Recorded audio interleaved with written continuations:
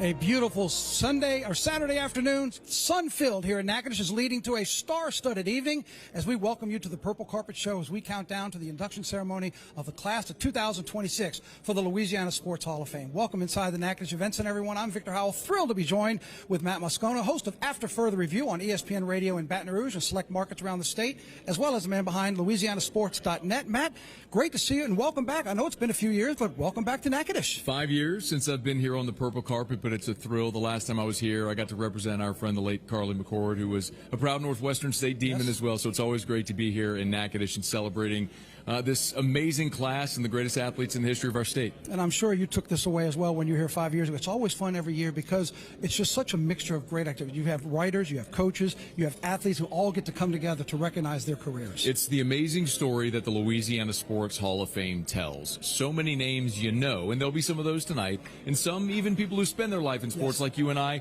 may not know, but that's the beauty of this event and this amazing Hall of Fame, to be able to honor those people who have meant so much to the sports community in our state. And they will tell stories tonight on stage with us, but it's also their stories to be told forever inside of the Louisiana Sports Hall of Fame, which is just about 2 blocks from where we are right now. Here's a little look at why you need to come to Natchitoches and check out the hall.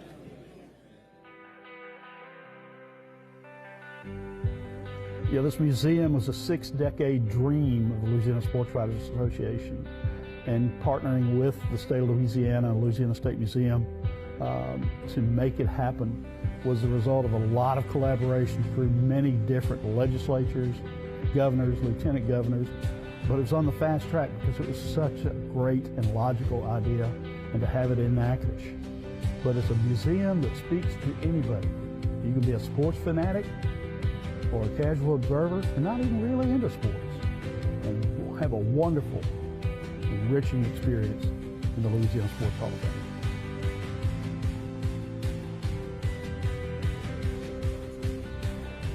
It is going to indeed be a wonderful Saturday night here in Natchitoches. But 1 week ago from tonight, it was a huge night in Monroe. Why? Because we crowned a brand new Miss Louisiana, and look who's standing next to me. Shelby Bordelon, Miss Louisiana, congratulations to you.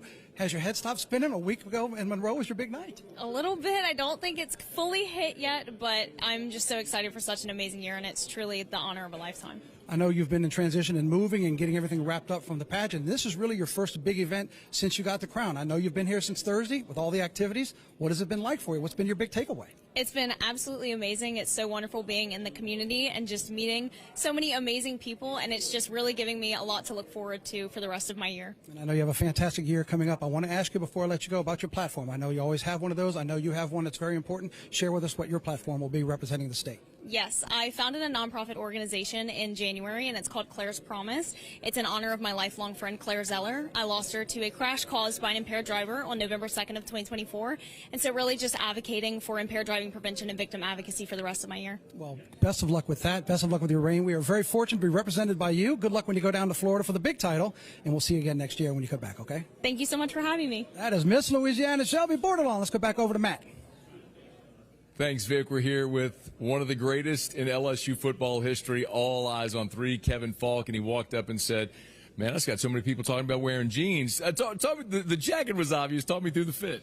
Well, I'm trying to find something to put on to match with it, and it's like the best thing I could have found was jeans with the tennis shoes, you know, because the tennis shoe stuff is what's happening right now.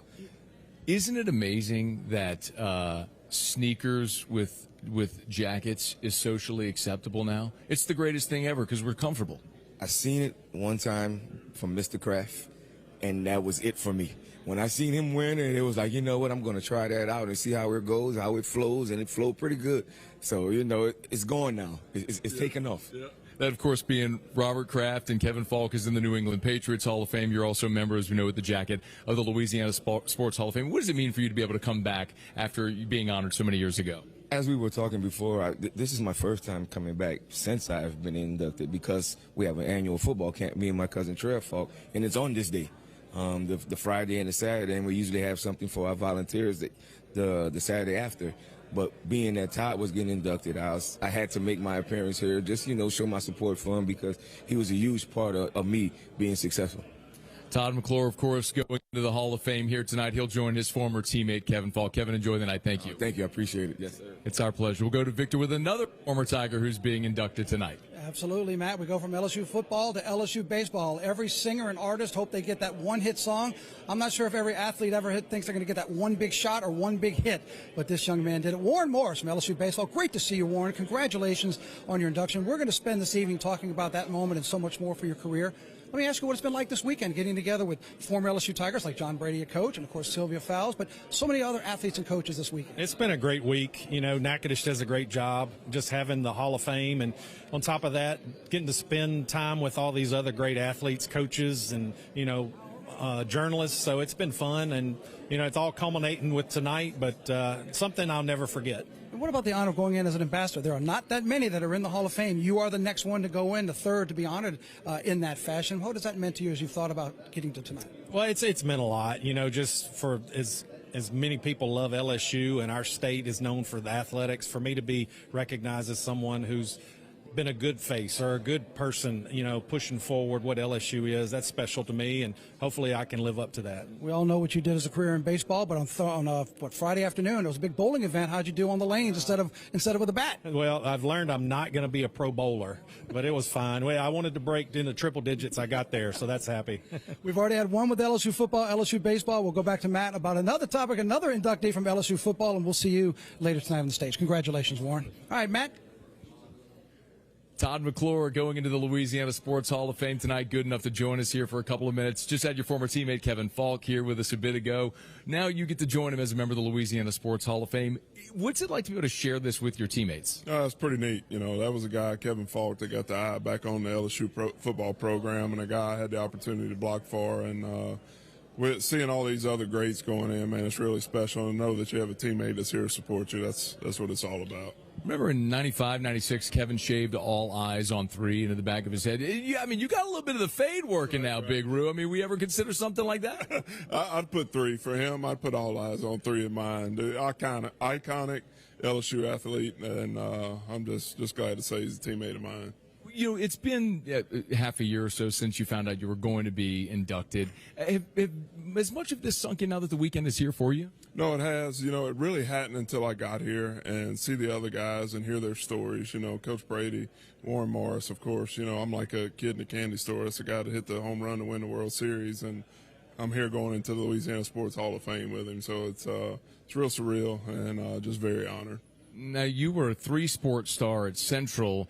You told me at one point you were maybe a better baseball player than you were a football player. Do you think if you had gotten in the box, Robbie Morrison threw that big bender that he threw to Warren that he hit, you think you could hit that one out? I don't know, man. Those guys are special. The game of baseball is a little bit different at that level. We'll never know. Football worked out for me, so we'll never know that answer. A guy who's been successful at every level. He's in the Atlanta Falcons Ring of Honor tonight. He goes into the Louisiana Sports Hall of Fame. He is Todd McClure. Thank you, sir. Thank you, brother. Always an honor. It's our pleasure. Let's go back over to Victor with John Brady. Thank you very much, Matt. Yes, the last time LSU was in the Final Four for men's basketball, he was on the sideline. He is John Brady, a member of the class of 2026. It's great to see you again, Coach. Oh, good to see you, Victor. How you doing? Look, a couple years ago when Simone Augustus was inducted, we caught her on the front end of a lot of inductions. We're catching you on the back end, LSU, and in the Coaches Association Hall of Fame, and now Louisiana Sports Hall of Fame. How's the last year been for you? You've been living the best year of your life.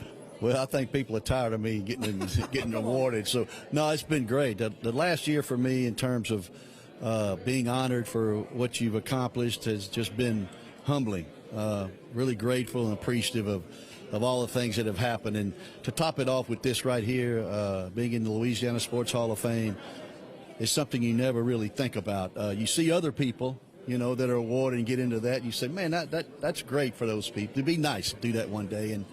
And I'm fortunate enough to be named tonight, and it's a real honor and a real humbling honor. And as you know, Victor, it's a real emotional honor for me as well. Oh, no doubt. And, of course, we'll touch on this later during the induction ceremony on stage. But the success you had, and so much of it with Louisiana kids, that took you to the Final Four, into a lot of the success that you had in Baton Rouge. Well, with the climate of college basketball today, we were able to win the league in 2006, go to the Final Four with 4 players from Baton Rouge, 1 from St. Martinville, and 1 from Denham Springs.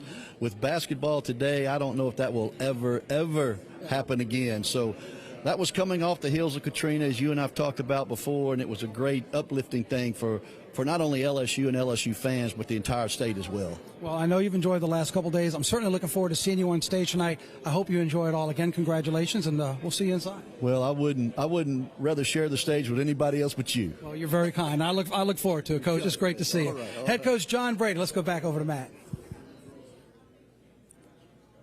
Thanks, Vic. We appreciate it. Here with another guy going into the Hall of Fame tonight, Pat Williams. Man, it is great to see you. You're looking fantastic tonight. What does this honor mean for you? Man, it's like, at the end of the day, you know what I'm saying? Out of all my rewards, this is the best ever happened to me right now. Really? The best ever happened to me. What would you compare this to? What maybe stacks up even close? Stacks close? I think getting married out of high school to my wife. You know what I'm saying? My whole career. That's a smart man. Immediately thank your wife. You know that's the way to get it good with everything it may be. So your family's here tonight. Who's all with you tonight? I got my wife with me. I got my daughter. I got my son. I got my mother-in-law. I got my auntie. I got my you know what I'm saying, white brother-in-law here. My brother-in-law. Does everybody still stay in Louisiana? You know, daughters stay in Dallas and brother-in-law inside New Orleans, so they all spread it out. It's great that they get to celebrate this with you. It was a long weekend as well. I know there's the bowling event, a lot going on.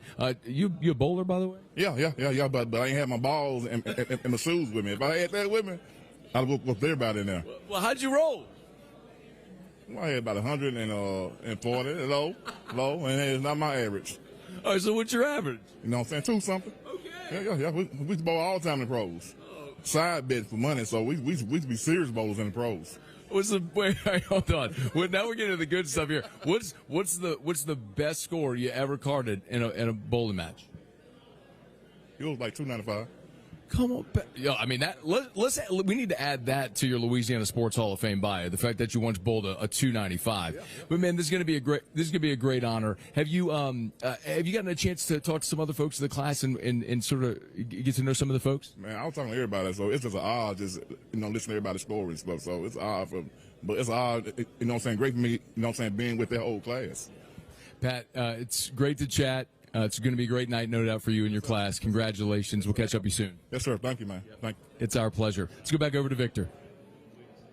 Matt, thank you very much. We're going to the Baseball Diamonds over in Lafayette. The Raging Cajuns, one of the best to ever wear their uniform, certainly the best to wear the Milwaukee Brewers uniform at catcher. Jonathan Lucroy, congratulations. Thank you, sir. Member of the class of 2026. Great to have you back in Louisiana. I know you're living outside of Dallas now. How has the trip back been and how the weekend has been since you started on Thursday?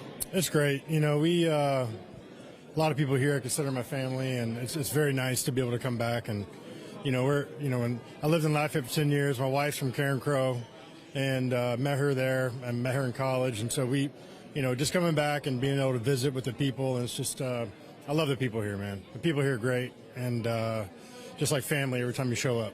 How much retrospect has you had over the last, several months when you heard about this honor, thinking about the career you had in Lafayette and then how that launched you to your outstanding career in the majors? Yeah, look, I mean, like I said, I'm very honored by this, right? And being able to be involved and be a part of an institution such as this with so many great athletes from the state of Louisiana, represented by so many different parts of the state, from New Orleans to Monroe to Sulphur to, all over Beaumont, everywhere. It's like, excuse me, not Beaumont, but like, Sulphur over there, Lake Charles. But I think that, Hammond, I mean, there's so many different great places around here, and the quality of athletes coming out of here, out of the state, is just it's top notch, and played against a lot of these guys in the big leagues in my career. Wade Miley, Logan Morrison, Ricky Weeks, good friend of mine, and he's in here too. Played at Southern.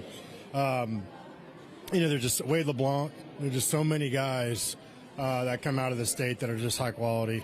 So very fortunate to be a part of this, and very thankful. Well, it's great to have you back in town, all your family here, and I hope you enjoy the evening and to tap off the weekend, and congratulations again on your honor. It's great to see you. Thank you again. Absolutely, you bet. Let's go back over from talking to the active athletes to an outstanding writer who writes all about these athletes. Matt standing by with him. That's right, Victor. We're here with J.J. Marshall. Man, I've been able to be in the room with you several times now the past couple of years as we elect classes, and now you're part of this process. What does this mean? How do you wrap your head around all of this? My first thought is, how is this possible? I mean, I never thought this would be a possibility, but, it's just humbling, and I'm honored and I'm humbled. That's the best words I can use to describe this whole thing. what is the experience like being here on induction weekend as a member of the class as opposed to being an attendee? Well, years ago when I was president of the LSWA, it was my job to hand out the plaques when it was over with. One year I had Charles Alexander, Doug Williams, and Calvin Nat. And I thought, oh, my God, these guys are unbelievable. I never thought in 1992 that somebody would be handing me a plaque or have something like this, but it's humbling. I mean, I've sit here, the anticipation has been unbelievable, and I never thought this would happen in a career that, I was going to be a sports writer the rest of my life, and funny how it works out. We get the pleasure of talking about and covering sports and making a living doing that. With this, you've no doubt had the opportunity over the last months to sort of just let everything marinate. Are there things or moments in your career that have led you to this that have sort of stood up front and center? Well, one of the things I've told a lot of times is it's just a matter of timing. I never intended to get into radio, and I fell into that because the newspaper career, it just evolved into that naturally. And I didn't think it would last 34 days, much less 34 weeks, and it's lasted 34 years. And there's a formula there that we never intended, but, in radio, all of a sudden you find your niche, and it's nothing more than storytelling. So whether I'm telling stories on the radio or telling stories in print, fundamentally it comes down to the same thing. It's storytelling, it's opinions, it's features. Too, I mean, you get a chance to air it out a little bit on radio, whereas as a newspaper or a sports writer, got to be a little more tempered with the whole thing. Well, now your story will be told tonight and in the Louisiana Sports Hall of Fame forever. Congratulations. Thank you, Matt. I appreciate it. It's our pleasure. Let's go back over to Vic. Matt, if you and I are as lucky and blessed to do our career for more than 5 decades, we will be maybe half as happy as this man right here. Gil LeBreton's here. He's going in tonight as well. Outstanding writer for more than 50 years. Welcome back. I know you're outside the Dallas-Fort Worth area. Welcome back to Louisiana, and you had a big smile earlier. It looks like you're enjoying this week. I am. It's great to be home, always great. But, this is the 6th year in a row that I've been to this event. After I retired, I had time. I wasn't working, so I had time to come as my friends were honored over the last few years. So I've seen the event from the other side, and believe me, this is special. It's really special. Anything stood out over the last couple of days? Have you been together with fellow writers, coaches, athletes? What it's been like? I'm not used to having people say so many nice things about me. It's very humbling, and I appreciate it immensely. And it's just been it's been a very, very treasured week. Well, I hope you treasure tonight as well. It's going to be a wonderful night. I look forward to talking to you on stage. Congratulations. Thank you, Victor. Absolutely. Thank you. It's great to see you. Gil LeBreton, we'll have him up there. I also want to tell you about a special display that's going on at the Louisiana Sports Hall of Fame right now. We're going to talk to Jay Darden about that in just a moment, but first I want you to check out this video. This memorabilia here is just so that people can see it. He wanted his collection to stay together, and he wanted people to see it. Why was this important to you to do this entire exhibit, Estruma, LSU, Angola, everything? Why was this important for you? Well, number one, I want people to know who he was, who he really was. At the heart of the matter, who was he? Everybody thinks they know. They hear bits about what happened in the 80s. They see the Halloween run, but they don't know the man. They don't know who he was and what he stood for. And what he stood for was honesty, education, integrity, and I just wanted people to see what was important to him. I grew up with it. I had it. I had him. But for other people to see it and for it to mean as much to them, it's important.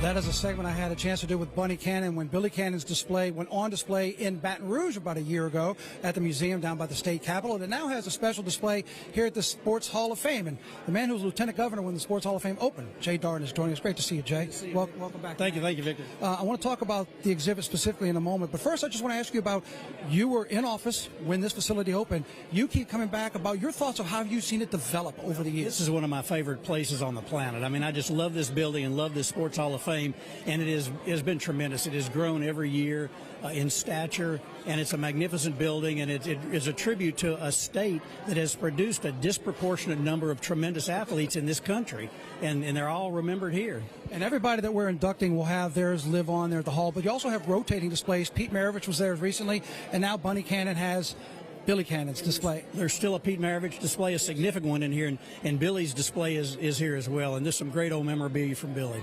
And you and I are going to talk tonight during the induction ceremony more about a special feature we're doing on LPB about Mr. Cannon, and I'll get to see you about that later. It's great to see you, Jay. You too, Victor. Thanks so much for being here. Jay Darn joining us, and let's go over with another one of our inductees, Kathy Holloway, standing by with Matt Moscona.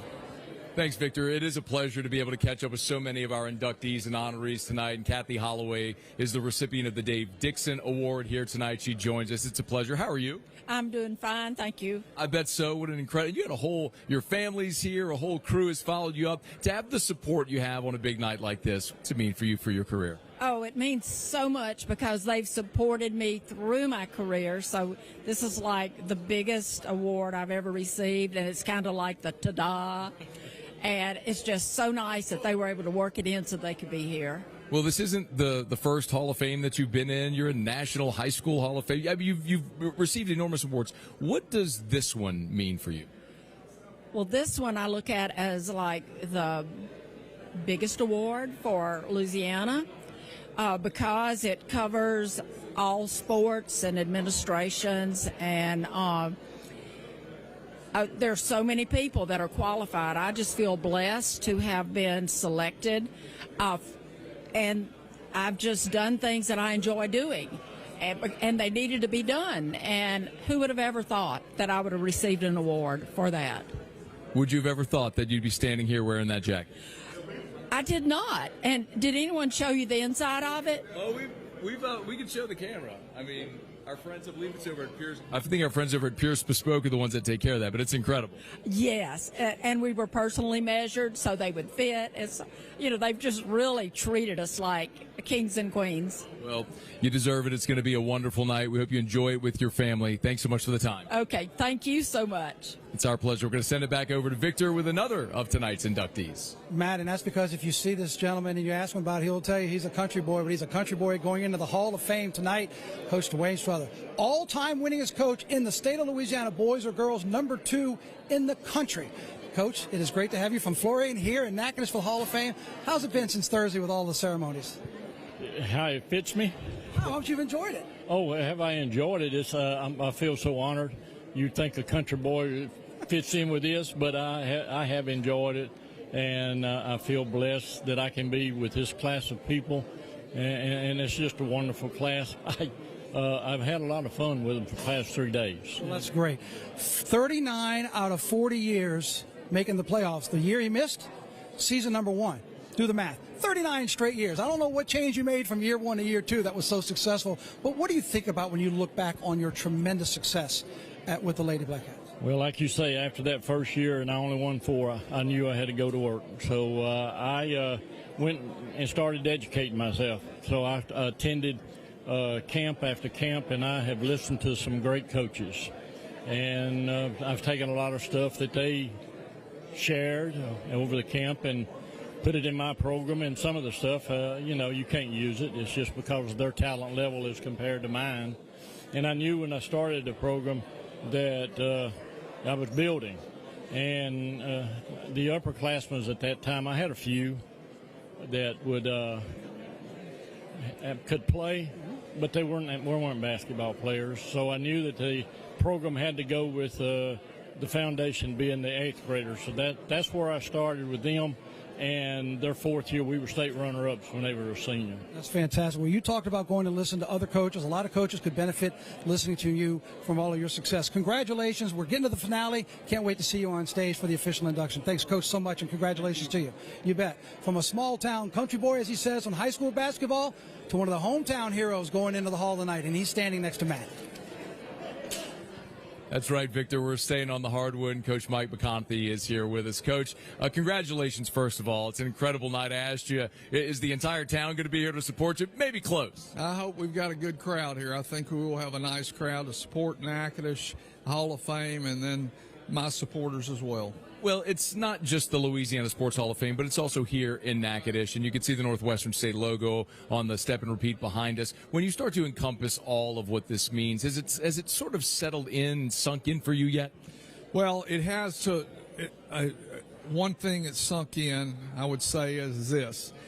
I've been around this for 23 years. but I've been on the outside looking in, and now I'm on the inside looking out, and I'm seeing that there is a great appreciation, more so than I actually thought.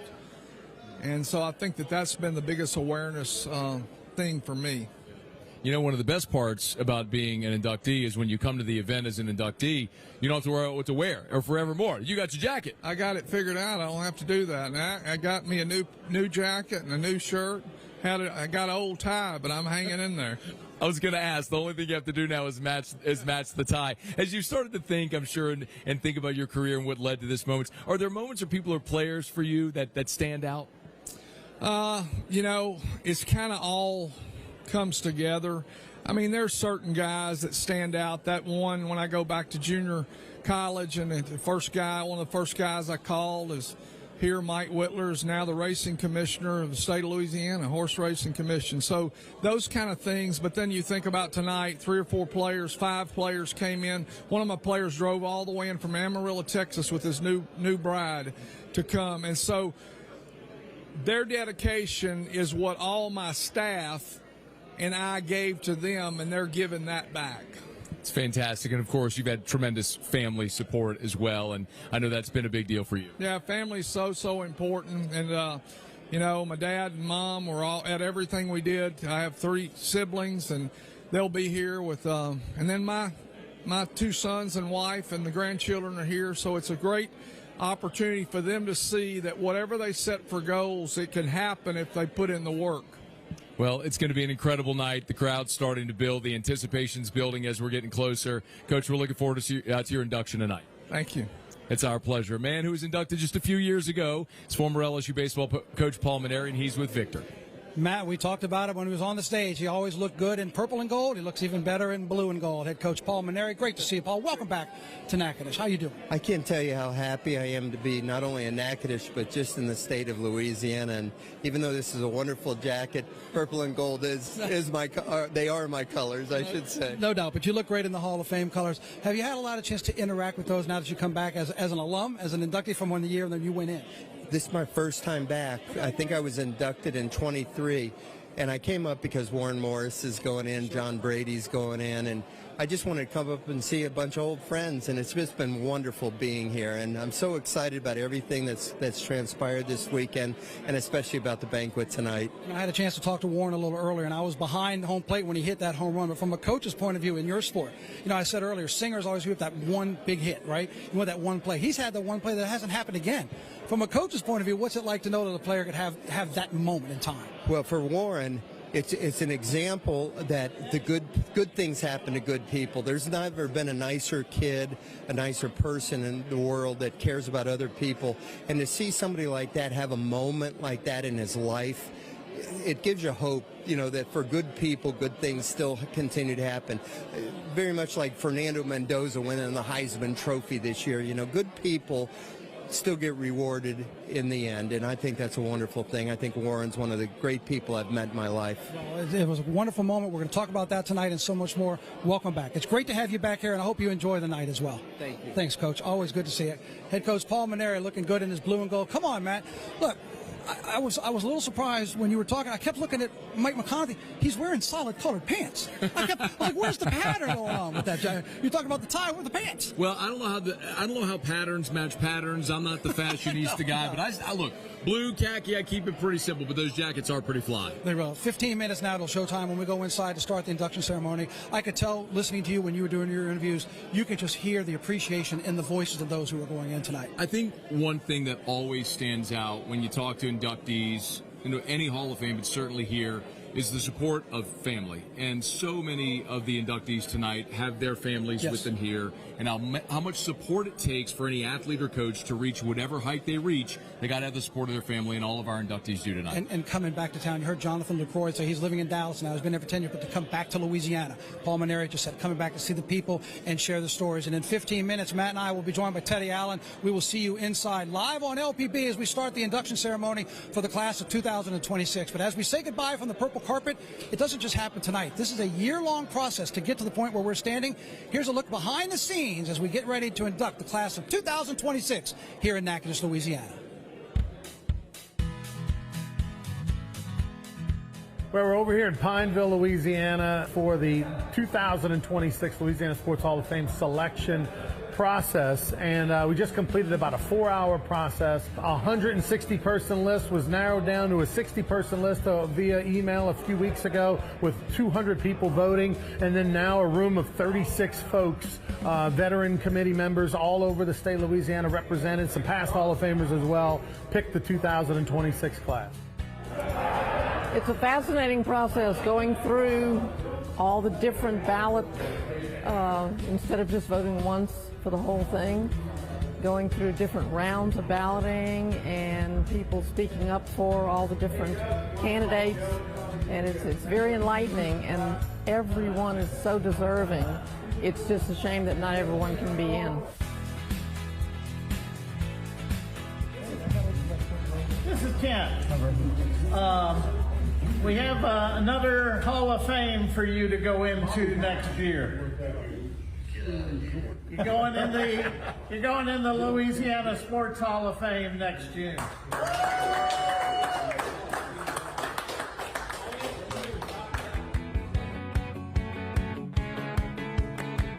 got the call to be they were telling me I was going to be in the Louisiana Sports Hall of Fame. I was with two dear friends of mine from Baton Rouge. We'd just come out of Yankee Stadium. We saw Boston beat the Yankees in Yankee Stadium. I'm sitting in the car, the phone rings. It's Doug Ireland, Sheldon Nichols, and of course, our man Kent Lowe. But I remember, I don't know who it was, they just had the meeting and voted me in, and somebody hollered from the back, "Who's my man from Lake Charles?" Scooter Hobbs and I had an ongoing strenuous relationship, I guess, and so somebody hollered in the background, "Hey coach, even Scooter Hobbs voted for you." So I knew I'd cross over to the other side. It was Christmas Eve and I couldn't think about it because it was Christmas Eve. And the next day was Christmas Day. And I wanted to think about it. And I said, okay, the day after Christmas, I'm going to think about this. So that's when I celebrated.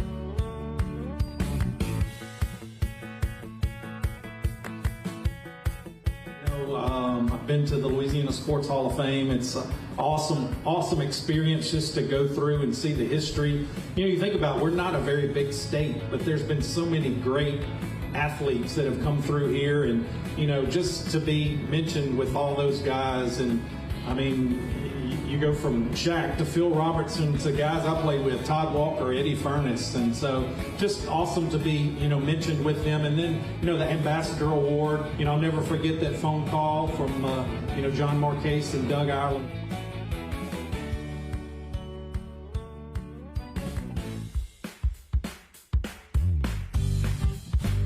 Hey, we're here at the annual Louisiana Sports Hall of Fame Golf Classic presented by Relief Windows. Let's go take a look at all the fun.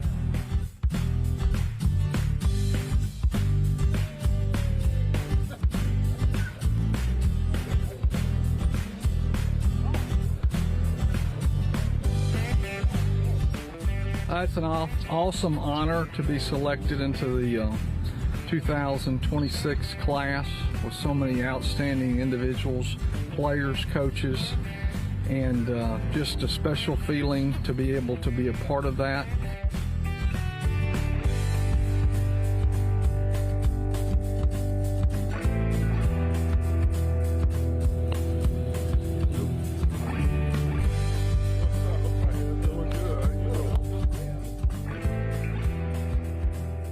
Yeah, it's pretty cool. You just think about all the people that, you know, before me have gone into the Louisiana Sports Hall of Fame, and being a kid that looked up to a lot of those names and getting the opportunity to be able to sit at the table with those guys is pretty neat, and I'm looking forward to it.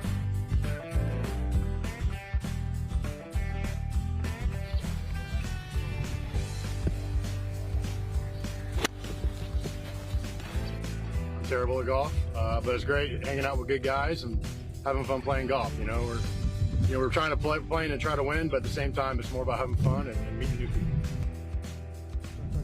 Yeah, baby! It's solo! Get in there. Get in the hole. Atta, baby! Well, the greatest honor that I've received in my profession is to have been inducted into the Louisiana Sports Hall of Fame as an ambassador for the state, which really meant a great deal to me. This year, Warren Morris going to be the third ambassador to get inducted, and I'm really proud that Warren is receiving the same award that I did 5 years ago. Omaha. No pressure.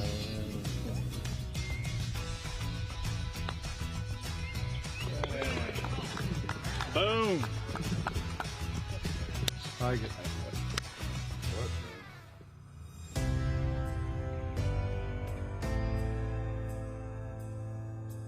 Oh yeah, we got an athlete right here. Here we go. Touch and go, touch and go. Yeah, there it is. She didn't want to tell y'all she might be the best athlete. Man, come on. Go around. The Hall of Fame weekend for Natchitoches is an unbelievable treat.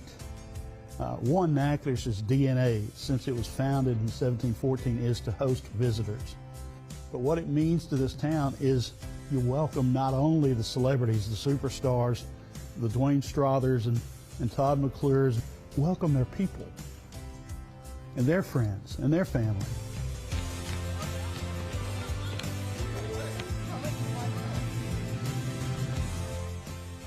And it's such an opportunity not only to celebrate these people, but to get to know them, have fun with them, show them a good time, and in turn, this community has a great time.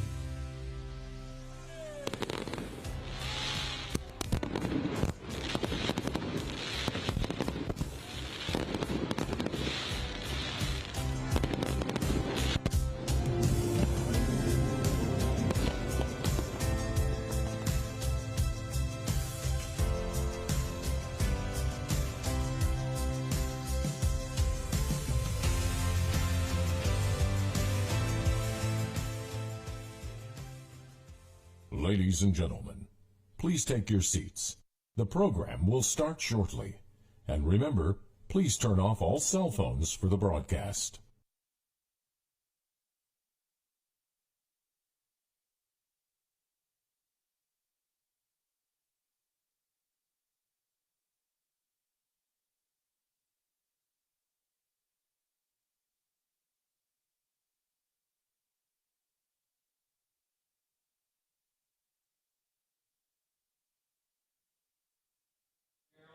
In a couple of minutes, we're going to sing the anthem, and at 7 o'clock, we're going to start the broadcast. It will conclude around 9:30. We're thrilled we're here talking just a couple of minutes.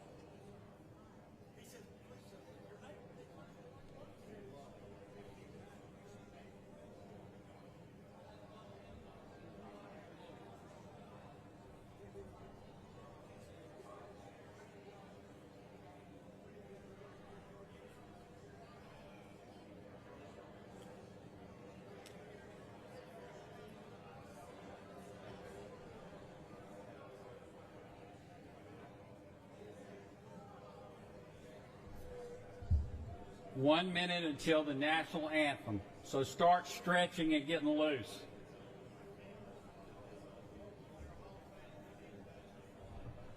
If you're a Hall of Famer, make your way backstage as quickly as you can. Please, Bobby. If you're a Hall of Famer, make your way backstage, please.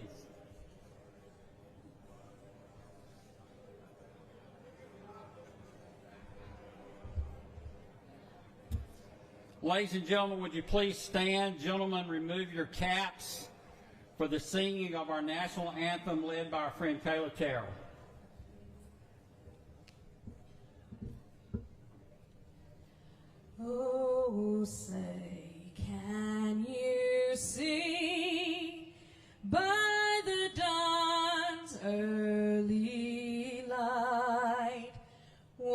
So proudly we hailed at the twilight's last gleaming, whose broad stripes and bright stars through the perilous fight, o'er the ramparts we watched were so gallantly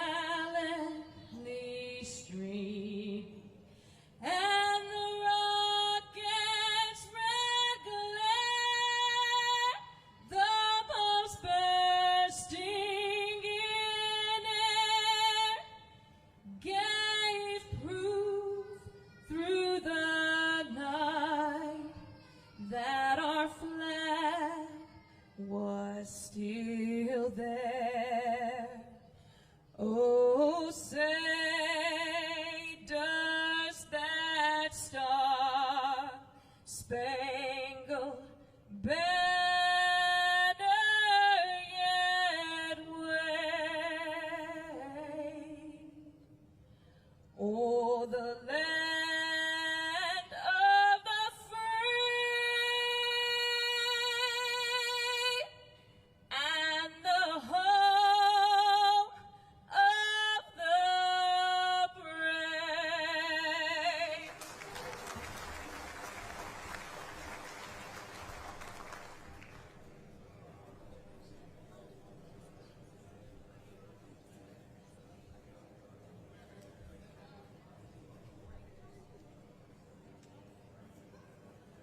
Great state of Louisiana.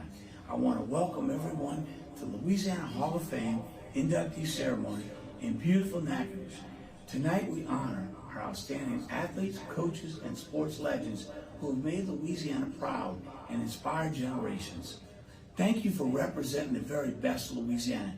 Enjoy this special event and have a great night. Thank you.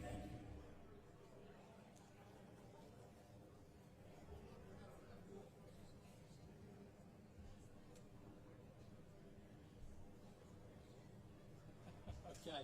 Hey, in about 3 minutes we will start. Great job with the anthem. Kayla Terrell, will you give her another big round of applause?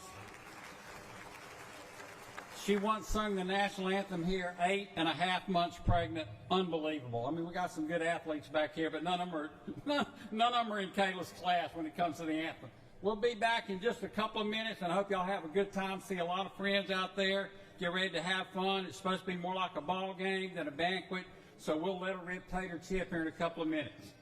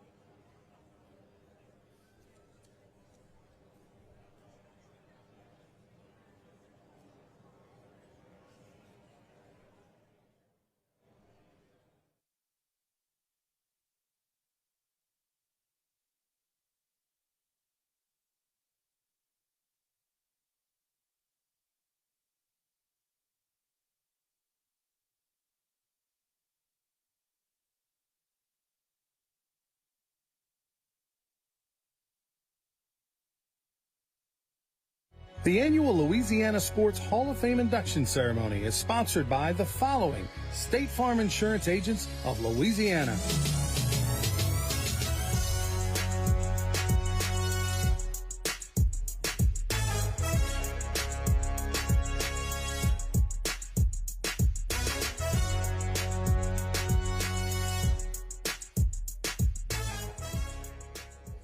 I'm Gabrielle McLeod on behalf of the Louisiana Propane Dealers.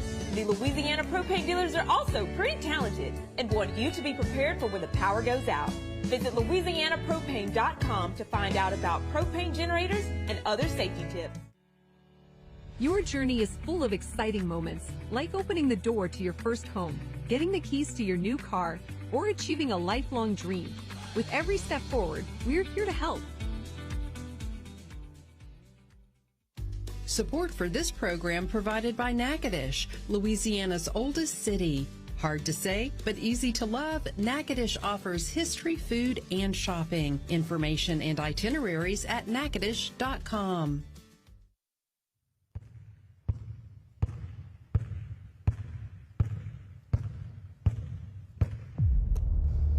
Under the brightest lights and on the biggest stage, this is where legends shine.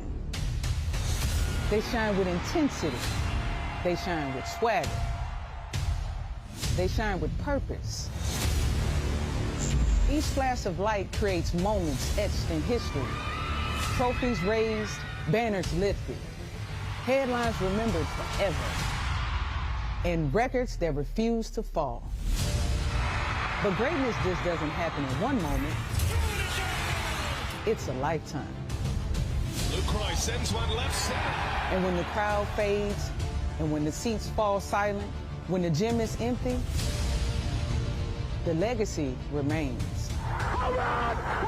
Because the brightest lights never burn out. They live on among the elite. Here on the banks of the Cane, this is the Louisiana Sports Hall of Fame.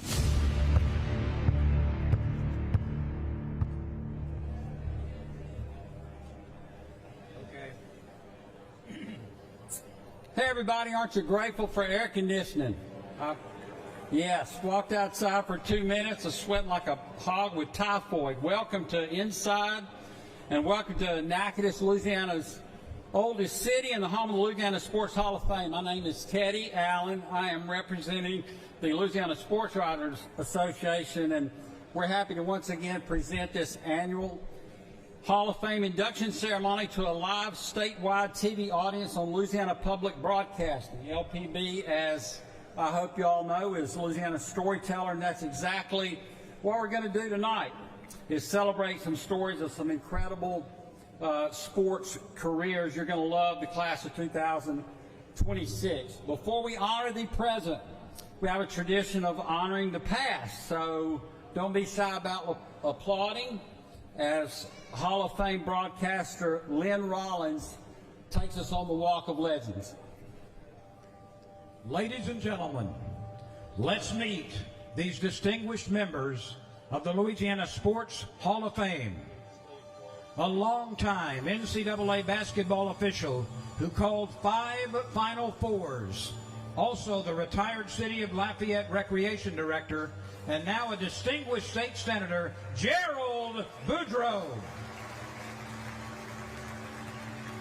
52 state championships in track and field and cross country at Catholic High School in Baton Rouge.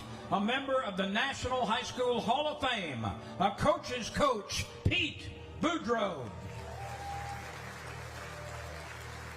He ranks 5th nationally all time among high school boys basketball coaches with 1,199 career wins and counting in 43 seasons, 11 state finals, 6 state championships for his Cougars from Lafayette and St. Thomas More, Danny Broussard.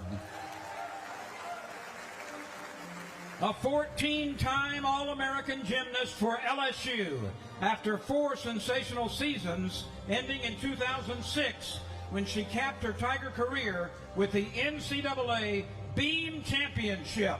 only the fourth gymnast enshrined in our Hall of Fame from LSU, April Burkholder. 20 years as the trend-setting commissioner of the Southland Conference. He was chairman of the 2022 NCAA March Madness. From West Monroe and Louisiana Tech, Tom Burnett. A dynamic quarterback at Karen Crow High School who became one of the greatest running backs in Southeastern Conference history. During a record-setting LSU career, he's got 3 Super Bowl championship rings, a member of the New England Patriots and College Football Halls of Fame. From Karen Crow and LSU, Kevin Falk. In the sport of tennis, as a U.S. Open court official for 34 years, in the umpire's chair for 12 years, an Alexandria native, Marie Gagnard. Remembering a 2-time NAIA All-America basketball player at Louisiana College and a very successful coach at Xavier and LC, from Alexandria, the late Janice Joseph Richard, represented by her sister, Pam Jones. A championship basketball coach at Nichols State, who became commissioner of 2 different college athletic conferences. Don Landry, represented by his son, Scott Landry. One of college baseball's most successful coaches, 1,545 wins. Head coach for LSU for 15 seasons, 4 SEC regular season championships, 6 SEC tournament titles, and the 2009 College World Series championship. Back home in Baton Rouge, LSU Tiger baseball legend, Paul Maneri. A world-class sprinter who represented the United States in international competition after an All-America career for the Ragin' Cajuns before he became an NFL receiver. From New Orleans, Harold Porter. A product of the bush tracks who rose to stand among America's greatest thoroughbred jockeys. 4,000 and more than 4,200 wins in a 35-year career. A 1988 Breeders' Cup winner. The 2004 George Wolfe Jockey Award recipient. From Sunset, Ray Sabile. Remembering a legendary LSU track and field great. He won NCAA shot put titles in 1933 and 1934. Set the world record that stood for many years and was 5th in the 1936 Berlin Olympics, representing his grandfather Jack Torrance, his Jacob Torrance, his grandson. One of the state's greatest college basketball coaches, 401 wins, 8 NCAA tournament appearances, 8 conference championships, the wildly successful coach at ULM, Mike Vining.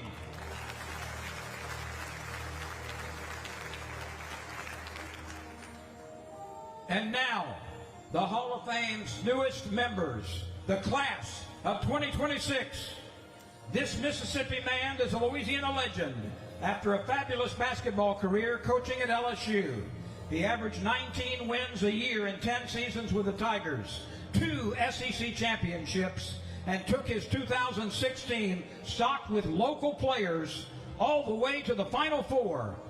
From LSU, Coach John Brady.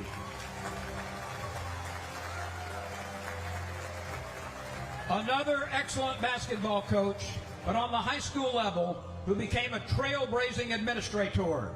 She coached the Tioga High girls to 2 state finals and 10 playoff trips, and then became the first woman president of the state and national high school coaches associations. From Rapides Parish, Kathy Holloway.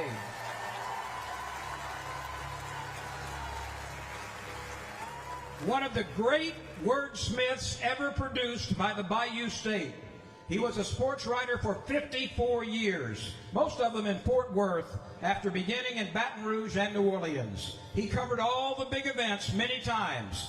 26 Super Bowls, 16 Olympics. From New Orleans and LSU, Gil LeBreton. They just put his number on the outfield wall at UL, where he had a fantastic 3 seasons, stacking up wins and records. He became one of the best catchers in the big leagues in 12 seasons, making 2 All-Star games and 1 gold with Team USA in the 2017 World Baseball Classic. From UL, Jonathan Lucroy.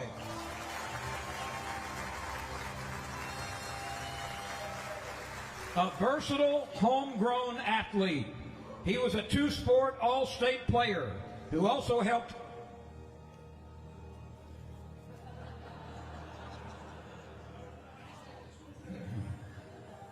Well, he was a versatile 2-sport athlete.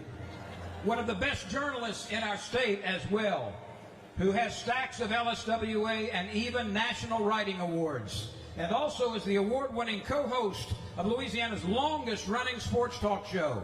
From Shreveport and Loyola College Prep, John James Marshall.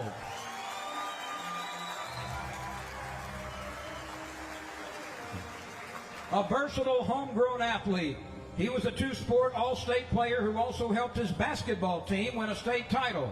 For the LSU football team, he became an All-America center, then played 14 NFL seasons, all with one team. He's in the Atlanta Falcons Ring of Honor. From Baton Rouge, Central High, and LSU, Todd McClure. An All-America scoring machine in high school and a record-breaking college player.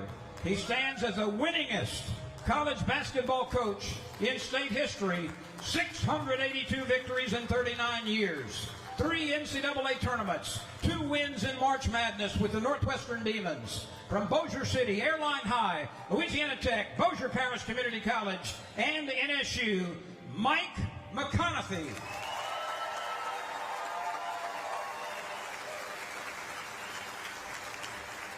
One magical swing propelled him to a permanent place in college baseball history.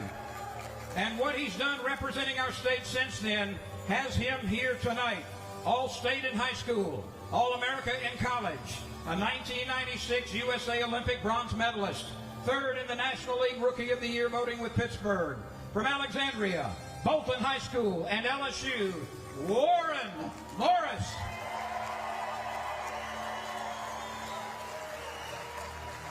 Nobody in state history, and only one person in the country, has won more games as a high school girls basketball coach. 1,235 wins, 6 state championships, and they carried him to 5 more state finals and 21 state semifinals in 39 years. Coaching at Florine High School, Dewain Strother.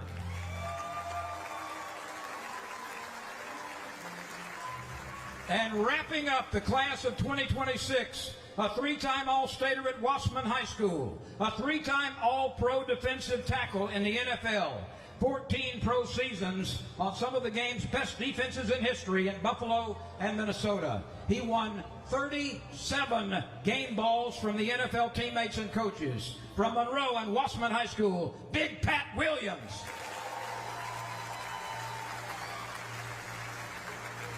Ladies and gentlemen, once again, your recognition of the class of 2026.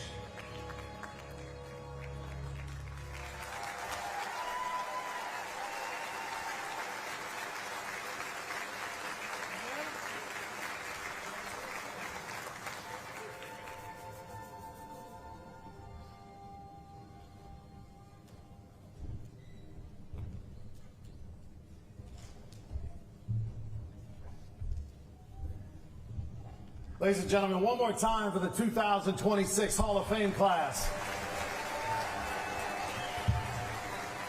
Amazing. What a magical night. My name is Ronnie Rance. I'm the CEO, president of the Louisiana Sports Hall of Fame Foundation. On behalf of the entire foundation, representing folks like Ronette Pellegrin and Greg Burke and Doug Ireland and all of our board, we work year-round to put on this great event here in Natchitoches with a lot of great partners, particularly our State Farm Insurance Agents of Louisiana and many of our sponsors that have been with us for many, many years, including LeCap and others. We appreciate you coming to Natchitoches. I hope you had a wonderful time this weekend. And it's time to get the party started, isn't it? Our first Hall of Famer tonight. Please welcome a guy, and we're going to show a little video of him, a guy who has become a good friend, and I enjoyed as a fan watching what he did on the sidelines of LSU basketball for many, many years, and of course led them to their last Final Four back in 2006. Please take a look at this video of Coach John Brady. When the PMAC on the campus of LSU is rocking, it's a magical place. Fans will never forget the flash of superstars like Mahmoud Abdul-Rauf and Shaquille O'Neal. But in 1997, when Dale Brown retired, LSU turned to a Mississippi native, John Brady, who valued something different. The passion, the level of accountability that he would hold every single player to. And I just think about the level of intensity he brought every day in practice. A proven winner at Samford with ties to the Bayou State as a high school coach in Crowley, Brady inherited an LSU program burdened by NCAA sanctions and scholarship limits. It was pretty much up to John Brady to try to build this program again. You know, he had a phrase, you know, the responsibility plus accountability equals success. He coached in a direct fashion. He pushed hard and coached harder, and the results followed. We always tried to recruit the best players in Louisiana. So they played together, they played hard, they played for each other. John was a strong leader and a winner. Brady led LSU to 2 SEC championships, 4 NCAA tournament appearances, highlighted by an unforgettable run in 2006 all the way to the Final Four. Still just months after Hurricane Katrina, he knew the power of this team for Louisiana. Get ready, Indianapolis, and Brady's bunch are coming to the Final Four. But Brady ball was never just about wins. It was about culture, team, and foundation. And yeah, he might not have been warm and fuzzy with the media. He may have been a little paranoid, but there's a reason for the paranoia, because there's always somebody trying to get you. The program is better off now because of that than where it was when we came. Today, Brady still gives back to the game, sharing his knowledge as an analyst on the LSU Sports Radio Network. Giving up 3 offensive rebounds, only showed 1 point. Nice try. He has this ability to talk high-level basketball and then relay that to an audience that everybody can consume. He's done a tremendous job, and it's a big deal for our radio network to have a Final Four coach doing our broadcast. John's a guy who cared, passionate, set high standards. He just has that redeeming, warm quality that, you know, he just kind of brings people towards himself. Ladies and gentlemen, Louisiana Sports Hall of Famer, John Brady.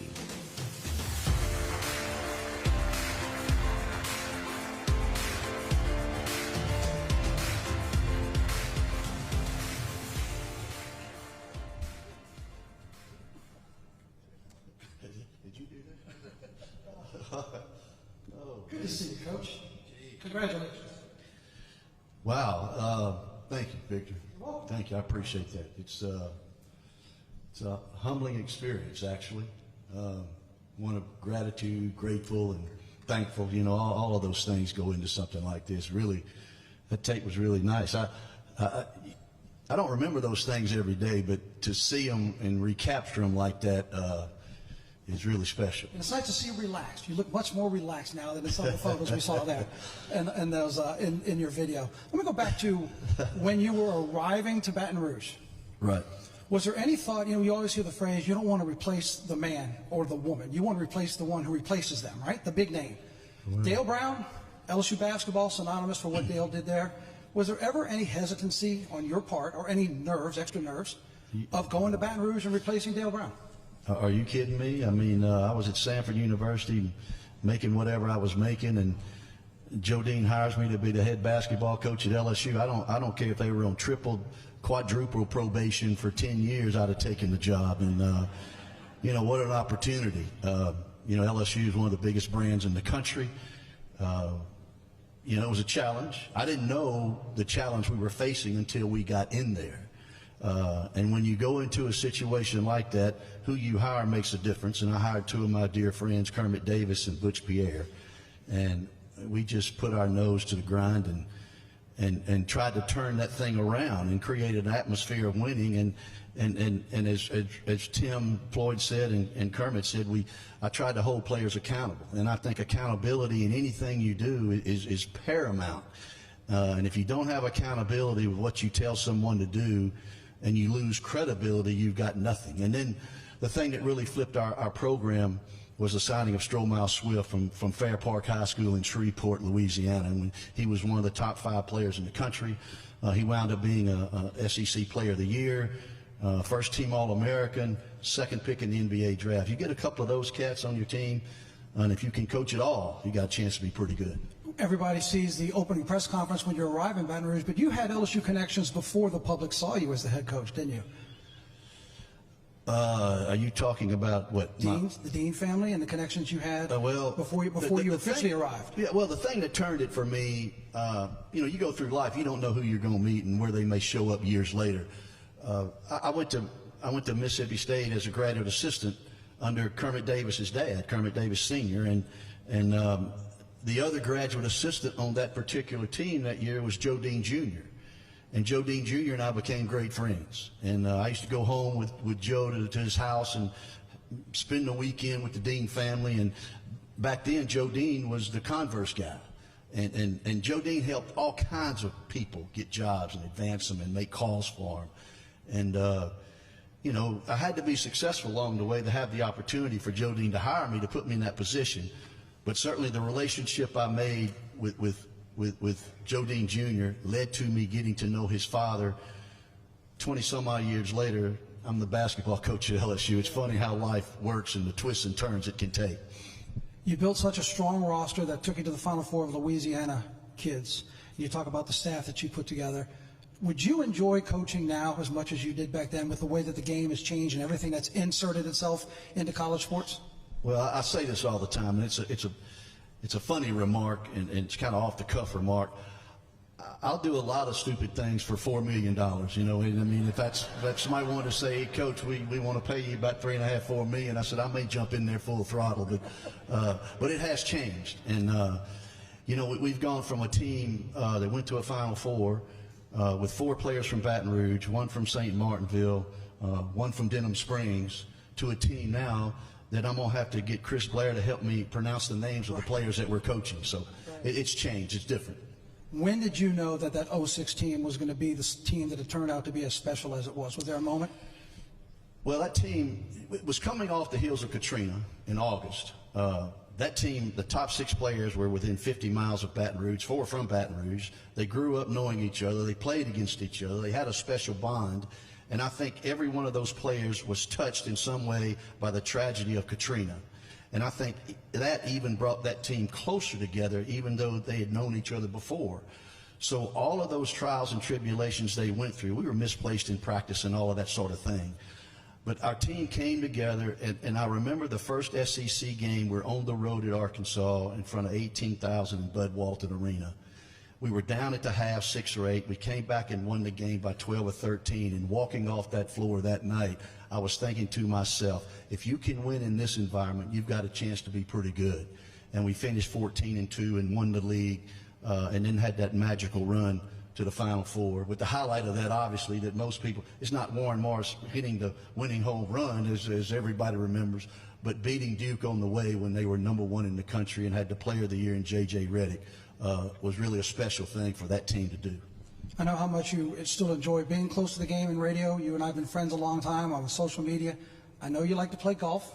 Yes. I know you like to hang out with friends and your former coaches. Yeah. I also know you're a proud pawpaw. Which one ranks as #1? Well, my wife's here, Nikki's here, my 2 daughters. I didn't mean to avoid that. I wasn't. Well, let's take that one as a given. But you know, having grandchildren is a whole different level. You know, you can talk about success you've had and all this kind of thing, but to have 2 grandchildren, that's off the chart. That's a whole different conversation, and the people in here who've had experienced that know exactly what I'm talking about. So none of that even matches, you know, family and having 2 grandchildren. I got to see daughters walking around earlier. Well, you knew Brittany and Brooke when they were like this. We backstory real quick. When I was in local TV, we made a food bank commercial together when he first got the job at LSU, and the girls were literally that big, riding in the cart, right in the shopping store. Yes, sir. Congratulations. It's a pleasure to be up here with you. I had the pleasure of being with you to induct you in the LSU Hall of Fame, getting here now. I tell you what, even to this day, I take you, the gentleman sitting right there, because I see those coaches that I know, and McConathy, let's go. Let's go recruit. I'll put you coaches, and we'll go get some kids. We'll go beat some people. Well, I will say that it's just a really humbling and a truly wonderful honor, and I'm so grateful for, you know, the sports writers that did put me on this, and I'm really humbled by it and appreciative of it. Well, it's great to have you now as an official member of the Louisiana Sports Hall of Fame. Head coach John Brady, everybody.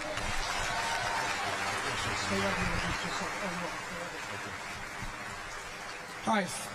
So from an LSU head basketball coach, we're going to stick with the basketball theme, but we're going to go down to the high school level. The winningest coach in the state and the second winningest coach for girls basketball in the entire nation. Ladies and gentlemen, please watch the video right here as we introduce you to Coach Dewain Strother. In the heart of Florine, small-town pride runs deep. It was here where Dewain Strother cultivated one of the most remarkable winning traditions in Louisiana high school basketball. Another game, another win for the Florine Lady Cats. Excellence is top priority for him. He was tough, but we didn't question it. We made awesome things happen. Over a span of 40 years, Strother's Florine Lady Blackcats had only one losing season, and that was in his first year as coach. Started the group with a group of 7th grade girls, and when they were the seniors, I was an 8th grader on the team, and that was the first time we'd made it to the state tournament. And back then, the big tall trophies, they were roped off and they had big lights on them. And he said, okay, girls, this is what you're fighting for. And I can remember thinking, oh my God, I want that so bad.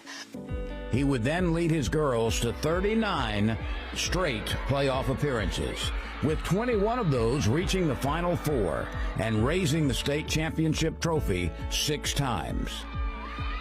At the end of the season, he would pull each individual player in, and he would talk to each one of them, and he would have it written down, exactly what you needed to work on to be better over the summer for next year.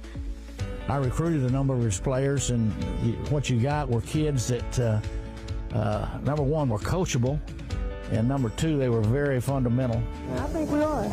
Maybe the best. Being there for that long, you have a certain culture, and kids that come in after, they don't want to be the team that lets them down. They don't want to be the team that fails, and that tradition means a lot. These ladies are now a perfect 43-0. And when you take kids that are so different and you put them all together on one team and you help them grow individually as a person, and then they can come together as one, Coach was the best at that. He finished his career with a total of 1,235 wins, the most ever in Louisiana girls basketball, and second nationally. A lot of people don't realize as coaches, we also teachers. He was Teacher of the Year, says something about it. He's also athletic director. It's more than just showing up on game night on the sidelines and coaching a basketball game. Florine is known because of what he's done here. He's put us on the map. He is Florine High School girls basketball. Ladies and gentlemen, Louisiana Sports Hall of Famer, Dewain Strother.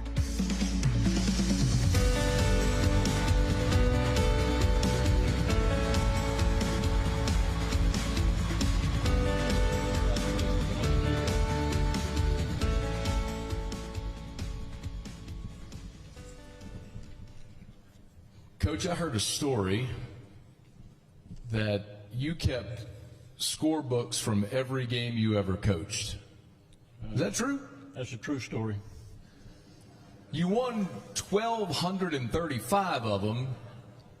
You lost a few. We don't have to mention those. Yeah. Where do you keep all those? In a filing cabinet in our storage room.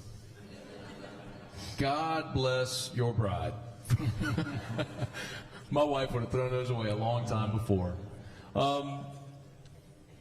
Congratulations. Thank you. An incredible honor, certain to watch everything that you accomplished in your career. But it started by starting this program in 1982. The easiest question is why? Well, that was about the time Title IX was very hot for women's sports, and I knew they were fixing to have basketball at Florine, and they gave me the opportunity to start the program. And I started it in 83, 84. And I knew I took on a big job, but I just used old country boy common sense. And I knew that you don't build a house from the roof down. You build it from the foundation up, and it's got to have a strong one. So I had a group in the 8th grade that I was looking at that I knew that they could be a good team, but I had to use some of the high schoolers, to kind of mold them. And then we went from there. We only won 4 games that year. I said, well, I'm going to get fired. But then I went to going to camps and educating myself. And the next year we were district champs and worked a little harder. Next year we got beat in the quarterfinal. Next year we made it to the state tournament, semifinals, and their senior year we were state runner-ups. And then in 1990-91 season, you didn't lose. When we had a chance to talk earlier this week, everyone always brings that up when you went 48-0 and finished number 13 in the nation. Do you think of that while it's going on, about chasing perfection? That you talk to your players about it while it's going on? No, not really. I just work with the girls. I'm push them to be the best they can be, to set their goals high enough. And if they miss it, they're still done pretty good, and they've worked hard. And that group that you're talking about is kind of strange, really, because I started with girls and worked with them starting in the 5th grade, and I had my eye on a bunch of little 4th graders. I said, there's a couple kids I can play. I said, so here we went, and about the time we were state runner-ups, they were getting into 8th grade, and then we got started and got to winning, and ended up 48-0 their junior year, and then their senior year we only lost 1, but we won some pretty big games, played a lot of good people, and we went over into Alabama, and they called me to come play because there was about 8 different schools, and it was going to be nothing but state championship teams. Do you want to come play? I said, yeah, we'll come over there. So we went to Alabama. The first game, we won, easy. Second game, we won, easy. Finals, I think we played South Carolina, Saudi Roundtree. So we played, we won. We ended up beating the team in the final by 16, I think it was. And the coach, after the game, when I was shaking his hands, he said, Coach, he said, you have no class. I said, excuse me? He said, you beat me 16. I said, well, Coach, I played my subs the last 4 minutes of the game.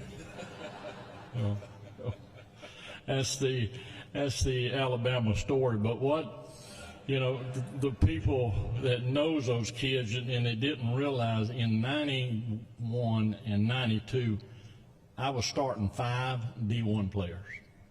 So that's the reason Florine High School girls was unbelievable strong.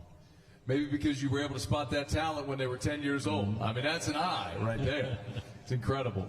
Coach, what does this honor mean for you?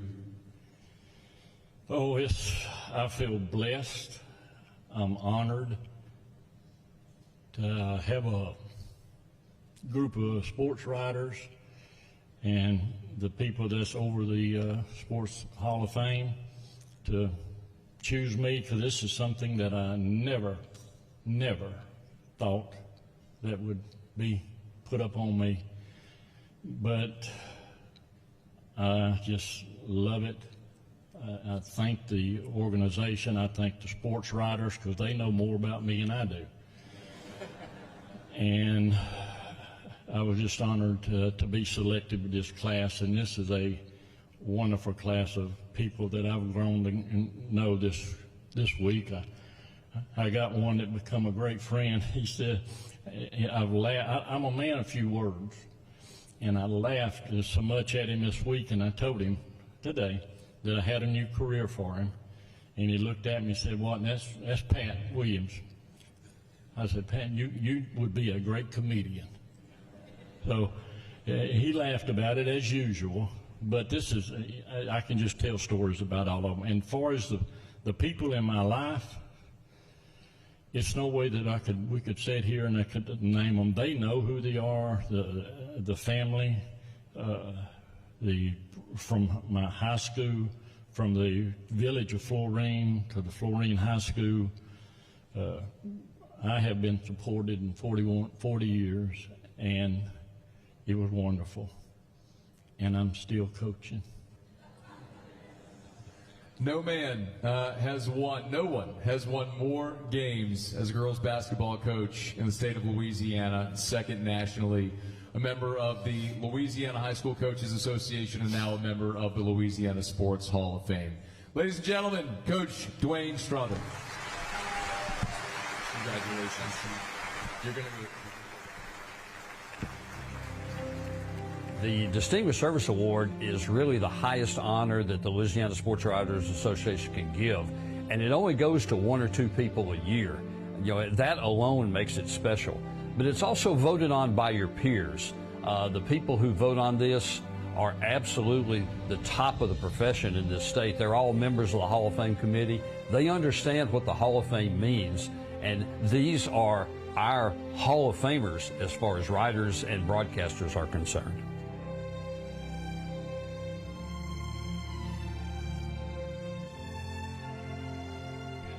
DSA Award honorees here. Barbara Ardwan.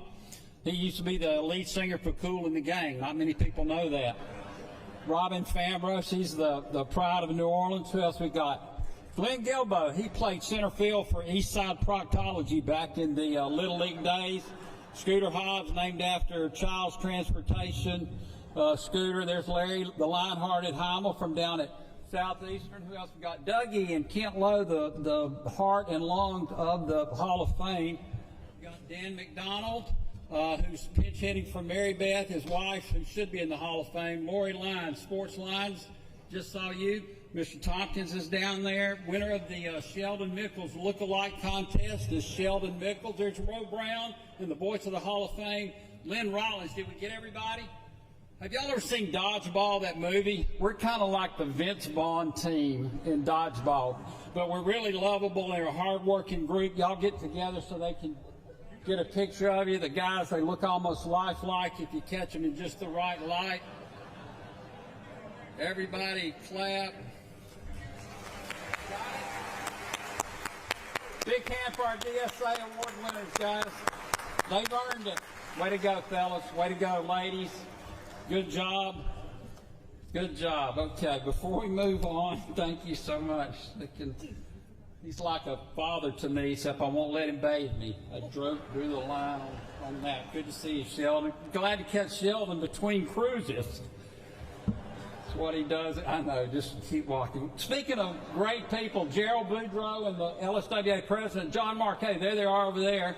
Give them a hand. They're giving our Hall of Famers their plaques. Very important job. We trusted two of our best guys. Speaking of first teamers, Victor Howell and Matt Moscona, let's give them a big hand as they introduce you to the Hall of Famers. Our next Hall of Famer was writing for the Times-Picayune of his hometown down in New Orleans. That's how he started, and from there just went all over the world, covering sporting events around the globe. So please enjoy meeting our friend Gil LeBreton. As a young man in the U.S. Army, Gil LeBreton never imagined his service during the Vietnam War was just the beginning of a lifetime of world travel that would take him across the globe and into the biggest moments in sports. A New Orleans native, Gil honed his craft, like many, in the sports information department at LSU. Gil was in sports information and a student assistant before I was. But once you're in that family with Paul Manasseh, you're bonded for years. That foundation launched a career spanning more than 5 decades. He covered 26 Super Bowls, 13 World Series, 16 Olympic Games, the Masters, the World Cup, the Tour de France. No stage was too big, and no story too small. It didn't matter what the story was about. It didn't matter what sport it was about. If Gil's name was at the top, I read it, and I knew it was going to be something that I could emulate. The thing I liked about Gil's coverage is I think he was up to date on what was going on in the world. He always kept me up to date with what was going on as a head coach because, we're all busy. But it was a lot of fun because we had a chance to talk about a lot of subjects. Gil didn't just cover the game. He was part of the conversation and gained access to some of the greatest names in the game, some of which include Nolan Ryan, Jack Nicklaus, and Muhammad Ali. Gil was one of those guys who had that kind of access because of how good he was. Along the way, he garnered numerous state and national awards, in addition to the LSU Manship School of Communications Hall of Fame, and a distinction no other writer can claim, State Sports Writer of the Year in Texas and Louisiana, as recognized by the National Sports Media Association. Whether it was good or bad, he always told the true and the right story, and that's all really anybody could ask. And he did it in a good way. He traveled the world. He covered all the big events, but he always had LSU and Louisiana in his heart. It's time we honored a trusted voice who has made the world his notepad. Ladies and gentlemen, Louisiana Sports Hall of Famer, Gil LeBreton.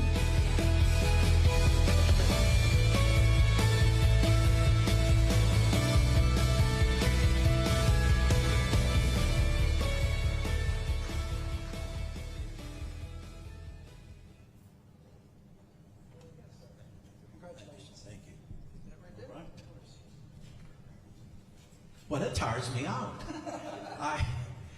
I'm sorry I was gone so much, Gail. 5 decades and take you some places. Yeah, Just a little experience. First and foremost, thank you for your time and served when you went over there. And I know when you had to go overseas to serve, it broke up a little bit of things you were doing school-wise. Right. When you came back, what was it that turned you on to wanting to get to journalism? Well, I had started as a part-timer with the Times-Picayune before I got drafted. In fact, that's probably the reason I got drafted was because I was so busy working 40 hours a week part-time with the Times-Picayune, as well as working for the student newspaper at LSUNO, that, I dropped a couple of classes. I lost my student deferment. The next thing I know, I was on a bus to Fort Polk, Louisiana, which was happening back in those days. And I ended up spending a year in Vietnam. And but when I came back, I used the GI Bill I said, well, now I can finally pay my way through LSU. And I was able to get a degree in journalism. I was able to work for Paul Manasseh for 3 years. And from there, I knew that's what I wanted to do with my career. You kind of said it very casually that you work for Paul Manasseh. Anybody in the sports business knows how important he was and what a job he did. What did it mean to you to work for Paul Manasseh and be a part of his tree, if you will?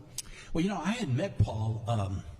I had met him before. When I first came back from Vietnam, the Picayune hired me back part-time, and I was a track guy. I had loved track and field, and they sent me to cover the SEC track meet at the then spanking new Bernie Moore track stadium. And so I met Paul. Well, by chance, I saw Paul again at a Saints preseason game. I was there to do a locker room story, and I said, hey, I'm getting ready to go to LSU in the fall. And he said, great, do you have a place to work? And I went, no. He said, well, you can work with me. He says, you have a place to live? And I went, no. He says, well, I have an apartment behind my house. I can rent for it to you, and you can live there too. And that became my wife Gail and I's honeymoon cottage a year and a half later. You and I had a chance talking about the wide-ranging experiences you've had in your career. 41 states visited in over 20 countries in your time. Is there one trip or one location that stands out for a special reason? Well, with 16 Olympic Games, 9 summer, 7 winter, the first Olympics I went to in Montreal was probably special. The last one I went to as a journalist was in London in 2012. That was a special one. That was it was probably the best run and most enjoyable Olympics of all the ones I covered. But getting to go to China was awfully interesting. Getting to go to Beijing was awfully interesting. When you hear people in the video talk about, kind of paraphrasing, but the respect that they have for you, whatever you're writing was good or bad, they respected it because of who it came from. Honestly, it kind of sounds like the ultimate compliment for a journalist. Well, that was awfully nice of Gary to say that. I don't remember him saying that when I was covering. When you were active, right? No, I got along fine. I think if you're fair to somebody, if you back up, I had to write a column 4 times a week, so I had to give my opinion. And if you do it and you can back up what you're saying, and if you're fair, it works.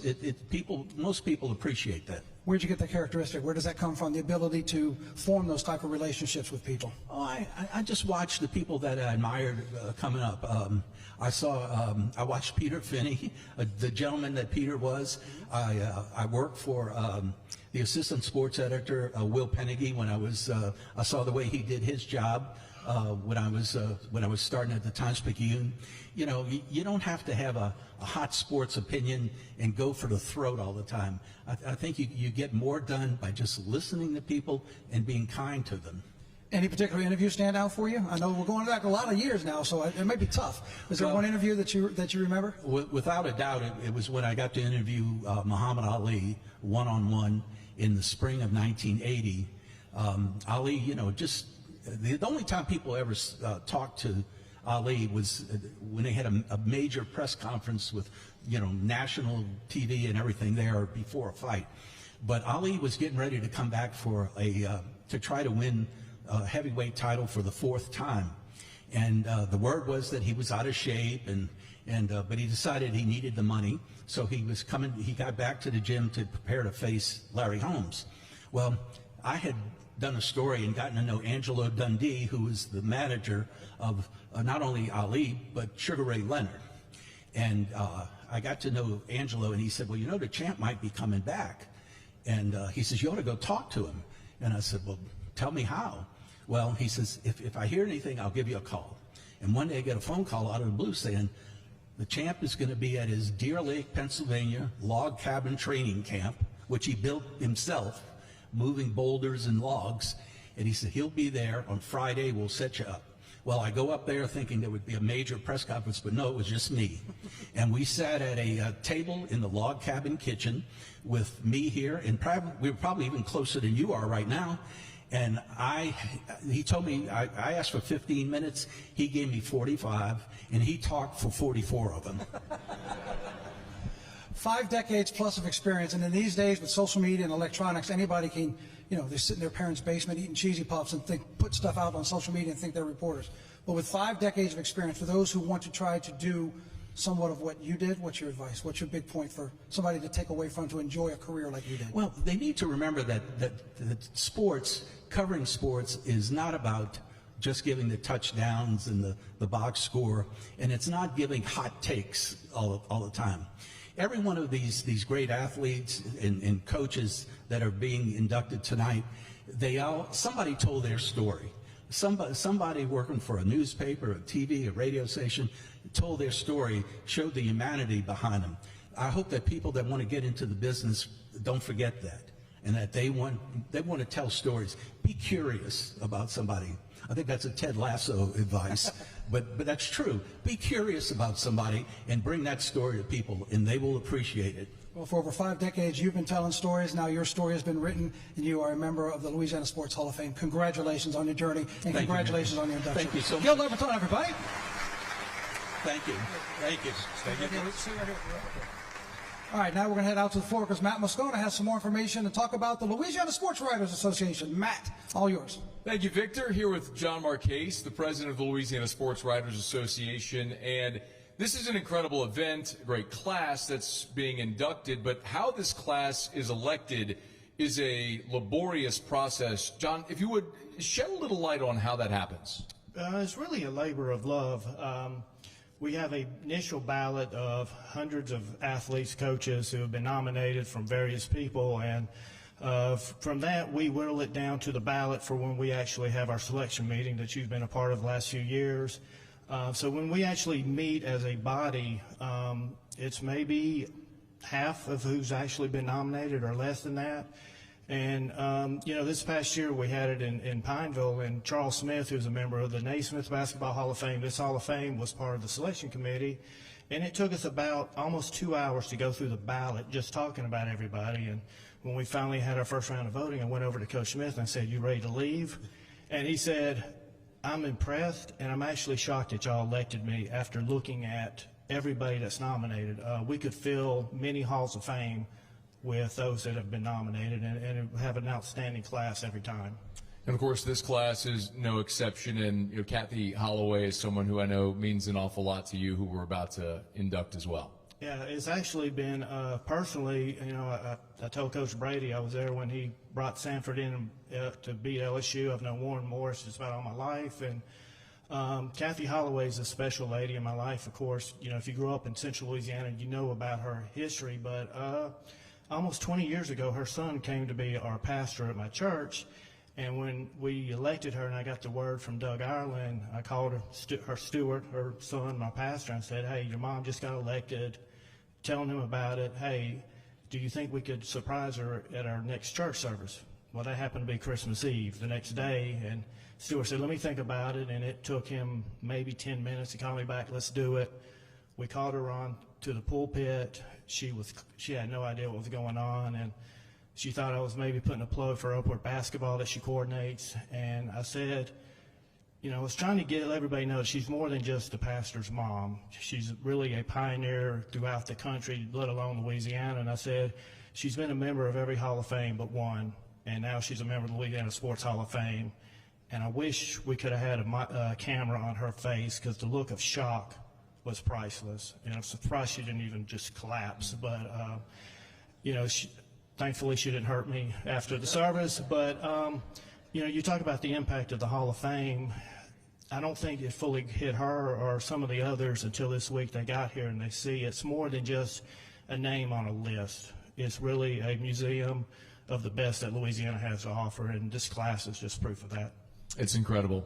Let's turn our attention to the video screen to learn more about this trailblazer in women's sports, the recipient of the Dave Dixon Sports Leadership Award, Kathy Holloway.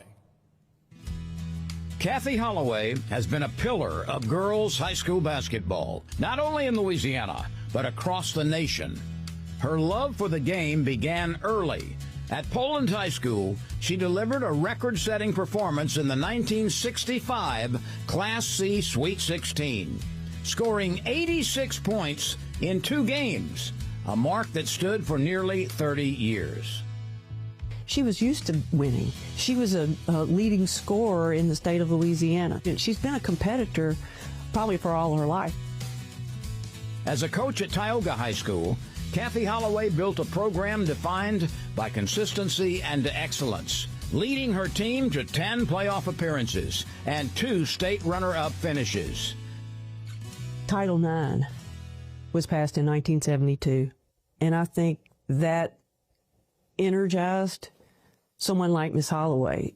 She wanted to serve her state, and then she got involved in the National Coaches Association, and that really became such a part of our family life. She's really been a trailblazer. She became the first female president of the Louisiana High School Coaches Association and the first female president of the National High School Athletic Coaches Association. And didn't just sit in the office at Tioga. She was out and about. She was doing. And she loved being involved. For the last 13 or 14 years, Mom has been involved in our upward basketball program here at First Baptist Pineville. It's been a fantastic way for her to use her skills to invest in another generation. And tonight, she adds another chapter to this extraordinary legacy. If you look at who's won the Dave Dixon Leadership Award, Joan Cronin, Sue Donahoe, Marie Gagnard. She was a pioneer, but boy, if she came along now, she would be one of those athletic directors in women's sports. Mom didn't win a lot of state championships, but she has been a champion in a lot of other ways. She's just always wanted to serve. Ladies and gentlemen, Louisiana Sports Hall of Famer, Kathy Holloway.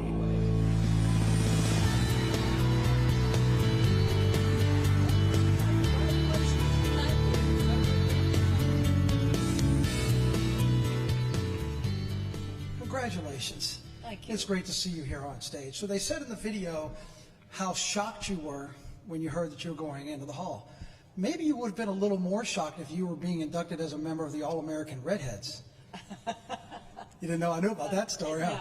It's not a pop singing group, okay? The All-American Redheads was a touring, correct me if I'm wrong, a touring professional women's basketball team. And they came to you twice and you said no. Right. You had to have your hair red. My daddy said I could not dye my hair red.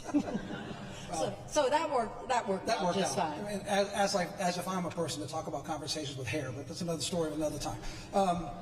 Let's go to the moment where your life maybe changed a little bit. Sweet 16, being held at Tioga, and I understand a woman wrote a letter to the LHSAA. Take us from the story from there and how that affected you. Well, we were selected to host the Sweet 16 that was at the Coliseum. And so my coworker, Betty O'Kelly, and I used our students as hostesses, and Mr. Sproul, the LHSAA commissioner, liked the job we did. We did it for several years. Well, about the second year after we did that, a lady from Abbeville, Joyce Thibodeau, wrote a letter to Mr. Sproul, our commissioner, and who was also the secretary of the LHSCA. And she had read in the coach's handbook that there was a committee for girls athletics, and she wanted to know who was on it. Well, there wasn't a committee, so Mr. Sproul got with the Coaches Association president, and they picked her, since she wrote the letter, and Charlotte Creed, a coach in Hammond that had been in the Sweet 16 several times, and me because I had hosted. And we made up the committee for girls athletics. And the principal of Jennings High School was our chairman. And from that, we developed we started the first girls all-star game. And then one thing led to another. And without having a female committee, if you will, I know most of the coaches involved in were football coaches. I know you got along with them very well, and I think there's a story that shows the respect you had from them. What about when you decided to run for president? Well, in those days, there was like All-Star Weekend and All-Star Week, and then on the Friday night before the All-Star games on Saturday, and the final meeting of the Coaches Association to elect the president, one of the guys that was running for president asked me at the barbecue, said, "Hey, will you vote for me tomorrow whenever I run for second vice president?" And I said, "Yeah, if you'll vote for me if I ever run." And he said, "Oh, there ain't never going to be a woman president of this association." So that kind of sealed it for me. I decided, well, I would run one day because several of the guys, 3 or 4 of them are in this Hall of Fame, had asked me over the years, like, when are you going to run? And I talked to Mr. Spruill, and he said, well, just wait till the time is right. And so I did, and when I ran, I was on the way to the meeting, and in those days you did not campaign. You could just quietly ask people to vote for you, but you did not campaign. And as I'm walking, I see this white-headed man that's going from one group of coaches to another group of coaches, then to another group of coaches, and I'm like, I don't know this, what is he doing? And I'm thinking like, oh, maybe I'm in trouble. And then we go into the meeting, and the president calls for nominations, and the person I wanted to nominate me nominated me, and then my second was made, and then he said, are there any more nominations? And I was like, okay, here's where I'm going to find out what was happening. There were no more nominations. And I became second vice president, and what this man was doing, I later found out it was Joe Smith. We became very good friends, but he was going from group to group, making sure they weren't going to nominate anyone else. The neat thing about it is he was the AD of the school that the guys said there ain't never going to be. And so that was really a cool thing. So I won those football coaches over, and you know, I'm forever indebted to Joe Smith for going around and talking to the guys like that. It was just moving for sure. Oh yes, yeah. I was elated. And when Matt was introducing your video and he said the right word, a trailblazer. I mean, you made it to the National Coaches Association. You have a scholarship award named after you. I'm sure you didn't get into this to be a trailblazer, but what is it like now seeing the road you have paved for others? Well, you're correct. I only joined things, was in things because I like to be involved. And I love to be a part of a group that works on a plan and then makes it happen. It's the way it turned out is just awesome. And when people say, oh, you know, and I'm like, but I just did what was natural for me.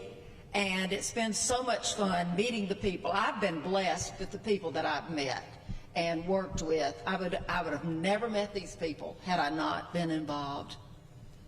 And everybody, appreciate your leadership, and now it lives on in the position in the Sports Hall of Fame. Thanks for everything you have done, for being a trailblazer, and congratulations on being in the Louisiana Sports Hall of Fame. Thank you. Kathy Holloway, everybody. Take that. Thank you. Absolutely. Congratulations. All right, so from Kathy Holloway now, we're going to go to an athlete that was nicknamed by Hollywood. It's time to look at our next video of our inductee, former St. wide receiver, Joe Horn. In a city that thrives on energy, personality, and celebration, Joe Horn was a perfect fit for the New Orleans Saints. He will always be, for me, on the Saints' kind of Mount Rushmore of receivers. You know, from Itawamba Community College, and he comes to the Saints, and he becomes the man. He set a franchise record with 28 100-yard games and still ranks among the all-time leaders in Saints receiving history, including second in average yards per game. And when you needed him to make a big play, if it was first down, touchdown, hey, Joe was there. And he did it with flair. Well, Joe was a very flamboyant player and personality, and he really brought an edge to the Saints that they didn't have at that time. But you knew he was a big play waiting to happen. Breeze steps up. Touchdown, Joe Horn. His unforgettable end zone celebrations captured the spirit of New Orleans and made him one of the game's most recognizable personalities. I can certainly recall the cell phone cost him $30,000 in fines from the NFL. It really showed what kind of guy he was and how flamboyant he could be. There's a new one. The NFL didn't care for it. But the people here, man, that put Joe at another level. And now our hall is calling for Joe to become the newest New Orleans Saint to join the Louisiana Sports Hall of Fame. He's one of the top, I would think, 5 most popular Saints players ever. He became naturally New Orleans. It was the Frank Davis term, you know, always about culture here and celebrations. Well, Joe became the football version of Frank Davis. He was naturally New Orleans.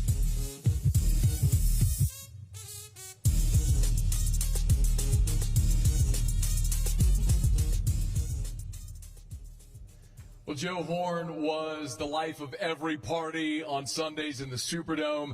What a party it is here this weekend in Natchitoches for the Louisiana Sports Hall of Fame. I'm here with the mayor of Natchitoches, Ronnie Williams. Mayor, thank you for the time. What does it mean to your city to have this event here every year? It really means a lot. You know, city of Natchitoches, those who know us, we love to have events. Our calendar is full. Christmas Festival, Jazz Fest. We just put on a great Juneteenth celebration on last weekend. But I got to tell you, this is one of my favorite ones. I get to see individuals who I watched on television, coach LSU, played in some NFL games, and, you know, various sports. But to come here to the city of Natchitoches and, you know, rub elbows with them, learn more about them. But I tell you, what's really special about it, those names that may not have made it to television, you know, Coach and Florine and Coach Holloway, we just finished up with her segment. So just learning about them in an intimate way, I think is really amazing. So, you know, we're very fortunate to have the Sports Hall of Fame here in the city of Natchitoches. Now, I know you're a sports fan. You ever get starstruck? Anybody drop your jaw? I would say since I've been mayor, I guess the one with the most name recognition will be Eli Manning, maybe. You know, so that was kind of, you know, very special to meet him and be a part of that class when he came in. Well, it's a pleasure to be in your city. Thank you for the hospitality, and have a great rest of your evening. Yes, sir. Thank you all for being here. Mayor Ronnie Williams. Now let's throw it back to Teddy on the stage as we'll meet our next inductee. Thank you, Mayor. Another big hand for Mayor Williams. Thanks for Natchitoches. Don't you love Natchitoches? Anybody cramping up yet? Coach Brady, you need a juice box. Coach Mack, cold towel, you good? Okay, we're going to push through. If you need a banana or something, raise your hand. We'll take care of you. Our next Hall of Famer, it's a pleasure to introduce him. He's probably the best athlete of any of the Distinguished Service Award winners. None of us are really very good athletes, so it's not a big class. But he's probably on the Mount Rushmore, an all-city third baseman, threw the winning touchdown pass to win the state championship back in high school. Also past president of the LSWA, and he's a 5-tool player in baseball parlance. A guy can teach, play ball, broadcast, write, and write for power. Let me introduce you to my friend, John James Marshall. In Louisiana sports journalism, few have worn as many hats or worn them as well as John James Marshall. Marshall began writing for print at just 15 years of age. Over the next 5 decades, he would become the definition of a media professional who doesn't just adapt to change, he embraces it. Since I was little and could read, I've read what my dad has written. Some of my core memories are at a high school football, basketball, baseball game. He's not a man of many spoken words, but when he writes, it's just a different side of him that you get to see. From print to radio, from the press box to the PA booth, from documentary filmmaker to television play-by-play announcer, JJ has done it all. A guy like JJ will make you work an hour longer, read a little more, copy it a little bit more, make another phone call because you know he's going to be good. He co-founded Sports Talk with JJ and Bonsai Ben, the longest-running radio show of its kind in the state of Louisiana. And they've been fired only 3 times or 4. I think 3. But that's average, that's once every 7 or 8 years. That's not bad. He also was an educator and spent 29 years shaping the next generation of storytellers as a media instructor at Loyola College Prep, his alma mater.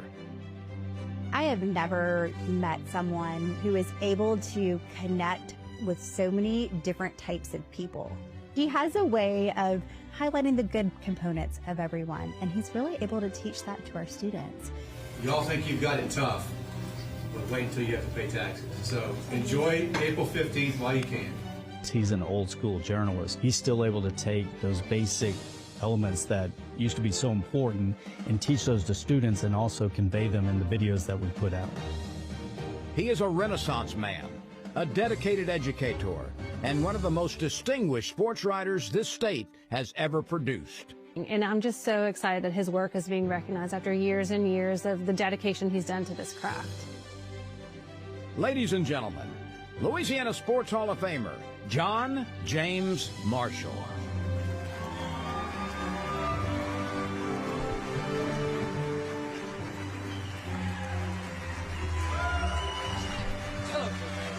Congrats. Thanks. All right, let's go. Ready? Come on. All right. Where you want to start? It's a heck of a career. We've got a lot of places we can go. We got a lot of ways to go. That's right. Well, let's start. Where did the interest come before we get to the broadcasting side? The interest of wanting to get into writing and pursue this career. I couldn't do anything else. Good enough. I've spent my whole life being around sports. When it was baseball season, it was baseball. When it was football season, it was football. I just loved sports. And eventually I kept loving sports, and all my friends went off to become accountants and lawyers, and they went into different fields. And I went, wait a minute, I missed that train. I was supposed to, so this was kind of the logical thing, was just to keep doing sports. Well, what can I do? Well, I can write about it. You know, I've played it for a long time. Now I guess I can write about it. And just kind of developed the talent and the love and the fascination of what goes into players, coaches, everything about sports, the intricacies, just everything that's involved in it just fascinated me and always has. So with the fascination of sports, and certainly writing is a different way to tell the story than it is in broadcasting, what then brought about the idea of coming up with the state's longest running show? You get into radio. Okay. I was going to be a sports writer my entire life because in 1981, that's what you thought. These guys were 40-year veterans. I figured I'll be a 40-year veteran. I had no idea what was going to happen. I mean, I graduated from Louisiana Tech on May 23rd, 1981. I went to work at the Shreveport Journal on May 25th, 1981. A lot of people take a gap year. I took a gap day. And I covered the Shreveport Captains AA game. I can still remember the lead that I wrote. And I was on my way. And it was going to be great. And then things happened. Let's just put it that way. God put me in an unbelievable place with some unbelievable sports writers, many of whom are in this Hall of Fame. And if I didn't keep up with them, I was never going to make it. And so it was the most internally competitive thing. And a lot of you coaches who know this as well. When your players are competitive against each other, it makes everybody better. Same goes for the newsroom or sports writing, that kind of deal. But I'm going sailing right along, and I have a newspaper fold on me, and then the Journal may rest in peace. I went over to the Times, and it was just different. It was a family-run newspaper and a corporate newspaper. I just didn't like it, and a friend of mine had a radio, he was assistant general manager at a radio station, and he said, hey, I'd like to come do our sports show, which is starting to become a big deal. And I thought, sure, I can do that. Didn't think it would last 34 days, 34 weeks. It's lasted 34 years. Unfortunately, along the way, I figured I couldn't do the show by myself, so I had to get somebody to help me do it. And the natural person was my brother, who we grew up having arguments like brothers do. So unfortunately, Ben came on there one night. He was on the show. He was doing fine. And then I couldn't be there one night. And Ben talked about how horrible the Shreveport Times was, my employer. So, as y'all might expect, the next day I got the tap. Hey, they need to see you in the office. And I had to make a decision on what to do. And, you know, opportunity knocks, you answer the door. And I answered the door and took off in that direction, not knowing what it would lead to. And as Teddy said, we get fired all the time, or have been for a while. Nothing changes like radio. And we've stayed with it. We found our little niche, 1 hour a day in the afternoon. It's two brothers talking, going back and forth, arguing. I can tell him anything. Any of you have brothers out there, you know you can tell them anything.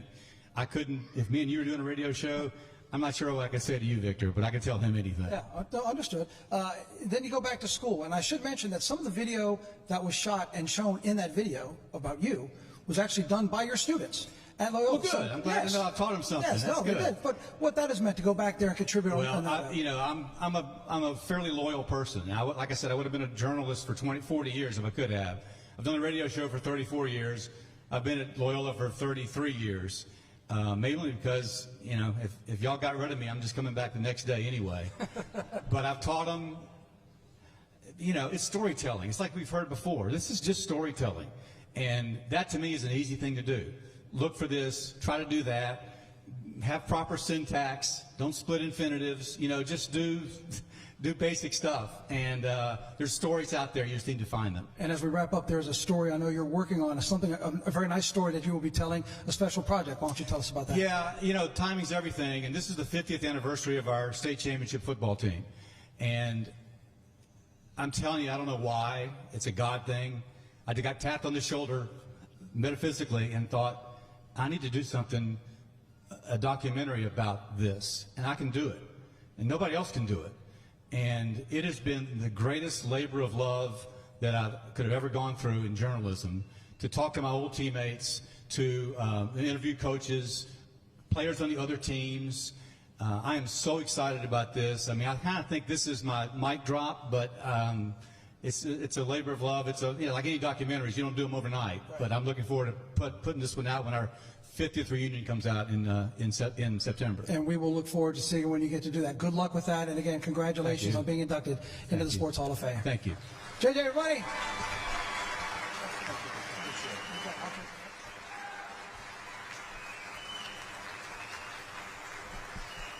So JJ was our 7th inductee so far tonight, but we're not necessarily going to take a full 7th inning stretch, because we're going to move on forward and get to our next inductee, but with the baseball theme, because he was certainly one of the best to ever wear the Cajuns jersey down in Lafayette, and the best to wear one of the team's jerseys in Major League Baseball. Let's watch this video for an introduction for Jonathan Lucroy.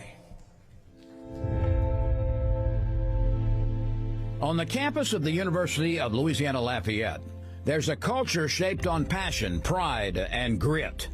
Values instilled by legendary baseball coach Tony Robichaux. It's not dishonorable to give your ability a chance to fail you. What's dishonorable is when you fail your ability. These values molded Jonathan Lucroy into one of the most respected catchers in the game. I don't know if there was ever a catcher that Coach Robe thought more highly of or more respected as he did Luke. You don't have to be the man, or just be a man. Lucroy led the Ragin' Cajuns to 2 Sun Belt titles and the 2007 NCAA Regional Final. When you own a Cadillac, you don't just leave it parked in the garage, you drive it, and Jonathan Lucroy was that Cadillac. He left his mark with 184 RBI, 54 doubles, 35 homers, and a .356 batting average. I think you could have stood him on his head, tied his feet around, and he would still barrel the baseball up. You knew he was special. And you knew early on that the power was there. You had a good idea that the catching position would advance at a high level. It was just a matter of time before he made it to the big leagues. Everett Cabrera, throw down to second, got it! I think catching is the hardest position there is to play in baseball. And Jonathan worked really hard to make sure he was a good catcher. He had the record there the one year where he hit 53 doubles. As a catcher, is a major league record. He's a great man of character. He's a hard worker, and he was a great teammate. Behind the plate, he was a field general. But off the field, he is a proud American, representing Team USA twice in the World Baseball Classic, while also displaying a deep appreciation for U.S. military veterans and their families. Runner takes off, swing and a miss. Lucroy's throw right on the bag. Overall, he played 12 seasons in the major leagues, retiring in 2021, but continuing to teach the game as a high school coach in the Dallas area. I would love to play for him. I'd love for my kid to play for him. As relentless as he was towards the pursuit of baseball and being great at baseball, he's relentless in who he is as a man. and now he can pass on the values learned from his mentor to the next generation of young men. You know, Coach Roby used to tell us, God doesn't care how hard you throw your fastball. He cares about the kind of man, husband, father you are. Ladies and gentlemen, Louisiana Sports Hall of Famer, Jonathan Lucroy.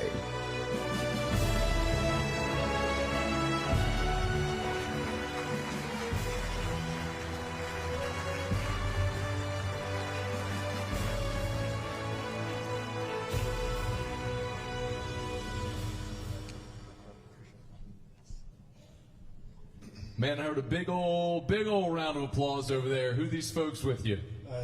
It's a bunch of people I paid to come in here and cheer for me. No, I got my family over there, my children, my in-laws.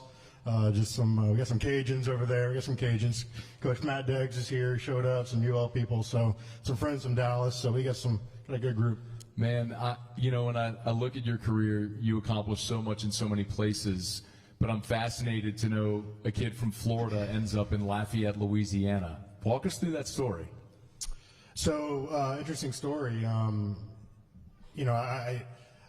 could hit pretty well in high school, but defensively I kind of lagged behind a little bit. And I wasn't a big guy. Back then, the big catcher was a thing, and I wasn't a big catcher. I was 160 pounds or something in high school. But I could hit. And so I didn't get any Division I offers out of the state of Florida, and I got a bunch of D2 offers. And so one day, kind of later on in my junior year, I called a school in South Florida, a small D2, to commit to them, and the coach didn't answer. Didn't answer the phone. Very next day, John Sheff, who's now the head coach of Virginia Tech, head baseball coach, he sees me catch.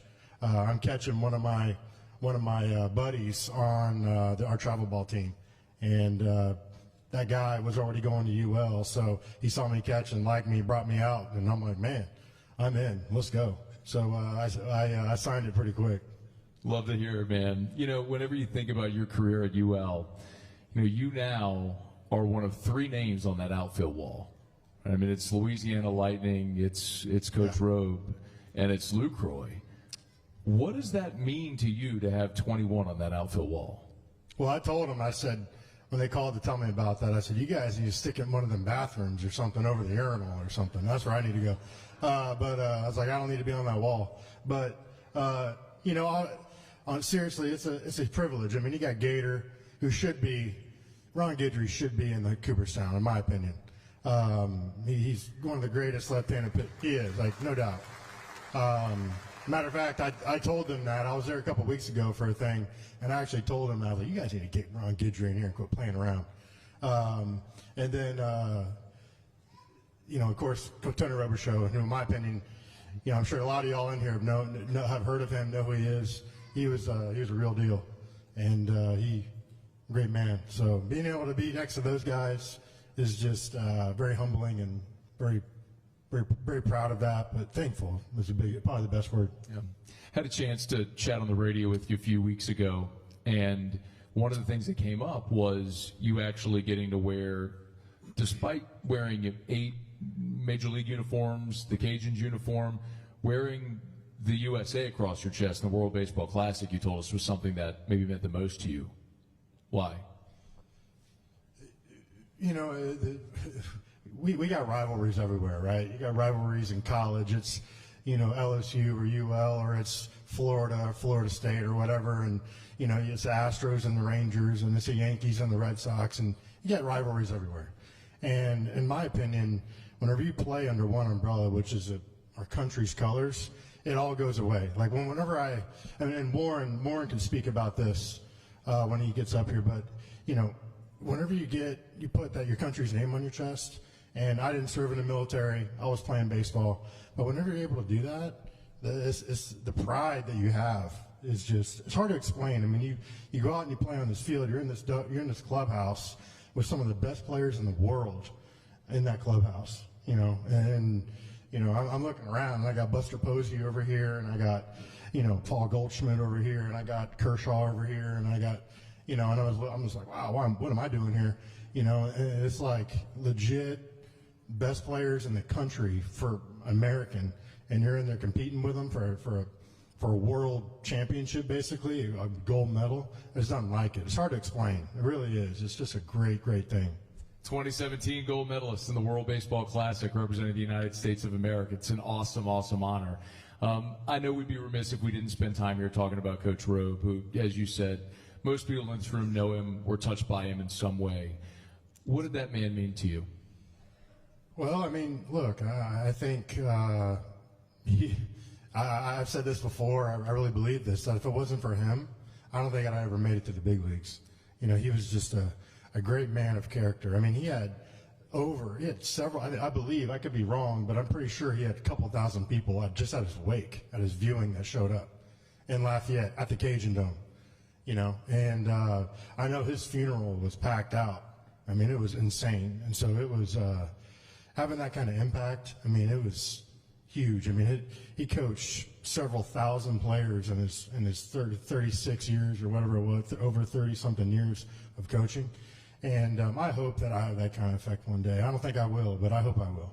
I mean, I know a lot of these coaches in here, you know, the coaches that are coming into class with us, you guys, like I think you guys will have an impact like that, you know, just hearing you guys talk. And so that's the kind of guy he was to me, and not only me, but my teammates and the people that knew him. He was just a special man, humble, but I tell you what, boy, held you accountable.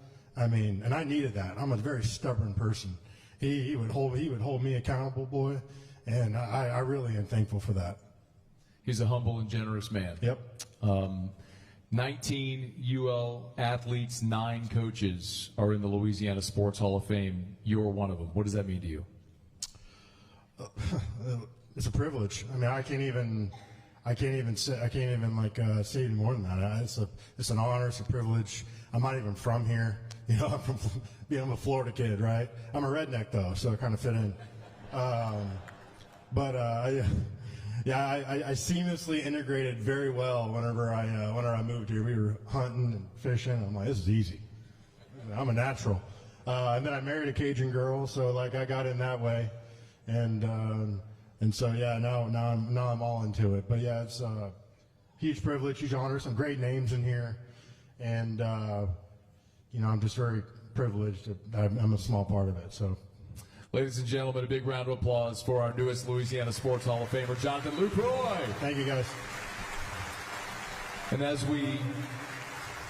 we did mention Coach Robe, we take a moment every year to remember those we lost in the past year.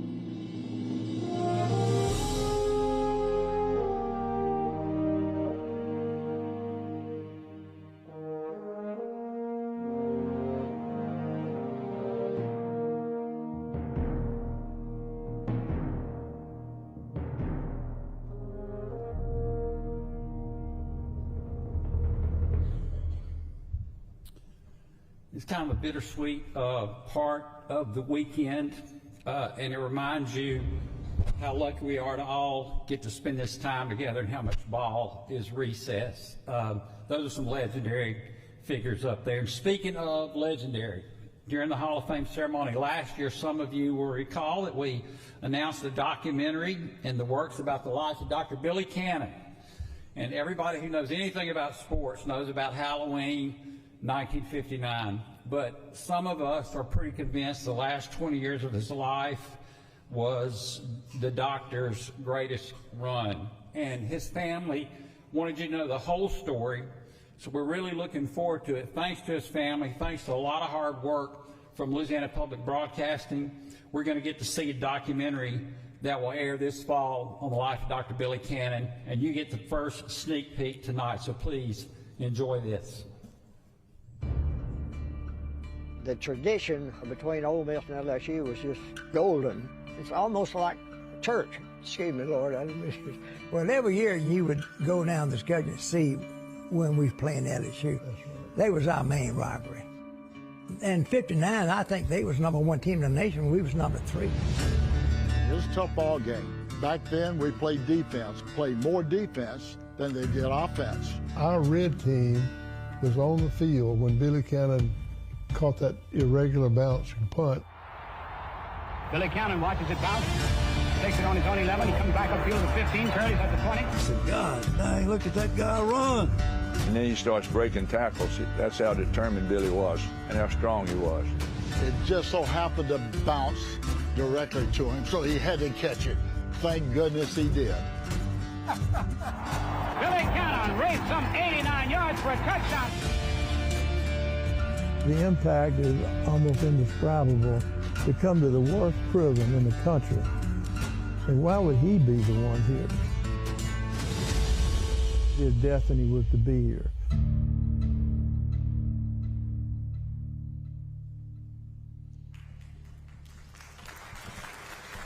So last year we had a little tease that this was coming. Now we're starting to see the first clips of video. Jay Darden is joining me here working on this project. Before we talk about the video real quick, we should mention there is a new exhibit for Billy Cannon at Sports Hall of Fame right now. And I know it is a small portion of what Bunny Cannon has to show, but you've seen the exhibit. What does it look like over there? Well, it's a fraction of the entire Cannon collection, but it's a great tribute to Billy. And this show is going to be a great tribute to Billy Cannon. The Billy Cannon story has never been told. And if you tune in on September 14th when this debuts on Louisiana Public Broadcasting, you're going to hear the story from his family, from his teammates, from his opponents, from the prison that he went to after he was released from prison, the redemption that he had after he had the experience that everybody's familiar with. And you're going to learn a lot about Billy Cannon's life, and you're going to learn a lot about what happened to him. The redemption story is incredible for what he did for going back there. As you've been a part of this project over the last year, has there been something that stood out that maybe you didn't know about Billy until you've gotten into this project? Well, no spoiler alert, but there's a lot nobody knew about Billy Cannon that we're going to tell in this story. I grew up in Baton Rouge in the late 50s and early 60s like every kid wanting to be Billy Cannon. And to have an opportunity to tell his story that was never told during his lifetime, but that his family wanted to have told after his passing is a real honor for me to do that. Well, congratulations. We can't wait to see it. You heard Jay mention September 14th. Yes, if you know the football schedule already, that is the week before LSU travels to Oxford to take on Ole Miss. So you can see the documentary on LPBJ. Congratulations. Thanks so much for joining us to talk about that. It's time to meet our next class of 2026 inductee. Don't hate him because where he played for a pro. We love him because he's a Louisiana boy and he's going into the class. Let's take a video look at Todd McClure. Todd McClure has competitive sports in his DNA. The son of a coach, he was a standout in football, baseball, and basketball. And like so many in Louisiana, he dreamed of becoming an LSU Tiger. There was actually a point in time where Coach Bertman was going to consider letting him play baseball while Coach DiNardo was going to allow him to play football. But Coach DiNardo put an axe on that. He said, no, you're going to get bigger and stronger, and you're only going to play football. The way Todd led the offensive line as the center, the guy that was the leader of that group, was astounding. At LSU, McClure started 37 games, served as a captain of the offensive line, and earned all SEC honors twice, combining strength, agility, and a deep understanding of the game. Quarterback, we know, is supposed to be the smartest person on the team. But what some people fail to realize is the center might be the second or third smartest person on the team. If he had to lead quietly, he led quietly by example. If he had to be vocal, he led vocally. The NFL was next. In his rookie year, a lot of people don't know this, he got his knee torn apart, and it could have almost been over before it started. McClure would not let that rookie injury slow his momentum, earning his way into the Atlanta Falcons starting lineup in his second season. Known to his teammates as the Mud Duck, he was regarded around the league as a guy you could not keep off the field. Todd was the Rock of Gibraltar, and when I think of Todd, that's what I think of, the Rock of Gibraltar in the most positive ways. He played in 144 consecutive games and 198 total, all with the same franchise, a rare feat in professional sports. I think he dedicated himself to not only the team, but also his family, to keep them in one city. And once he was a Falcon, I'm sorry, Saints fan, he was always a Falcon. Todd was inducted into our Ring of Honor as the 12th player to have that, be the recipient of that honor. One of the greats in the history of the Atlanta Falcon franchise going back to 1966. And, a lot of blood, sweat, and tears poured into this organization, and for them to honor me put me with the rest of those guys is huge. Through all of it, Todd McClure remained exactly what he's always been, a humble man who made the absolute most of his opportunity. Never wants the spotlight. Never wants to be that guy that's getting all the limelight, but is the guy that's working harder. An exceptional human being, an exceptional football player, and an exceptional leader in the National Football League. He was a little boy growing up that became a Tiger, that became a pro, but he was a great teammate. So I think all those things rolled into one makes him a Hall of Famer.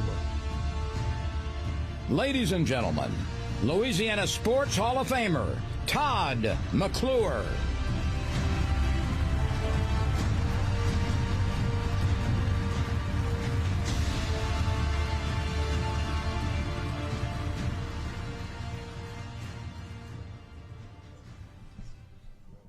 How'd the rest of these guys not cry when they came up here? Are you going to cry? I'm close. Coach Brady did. I knew that was going to happen.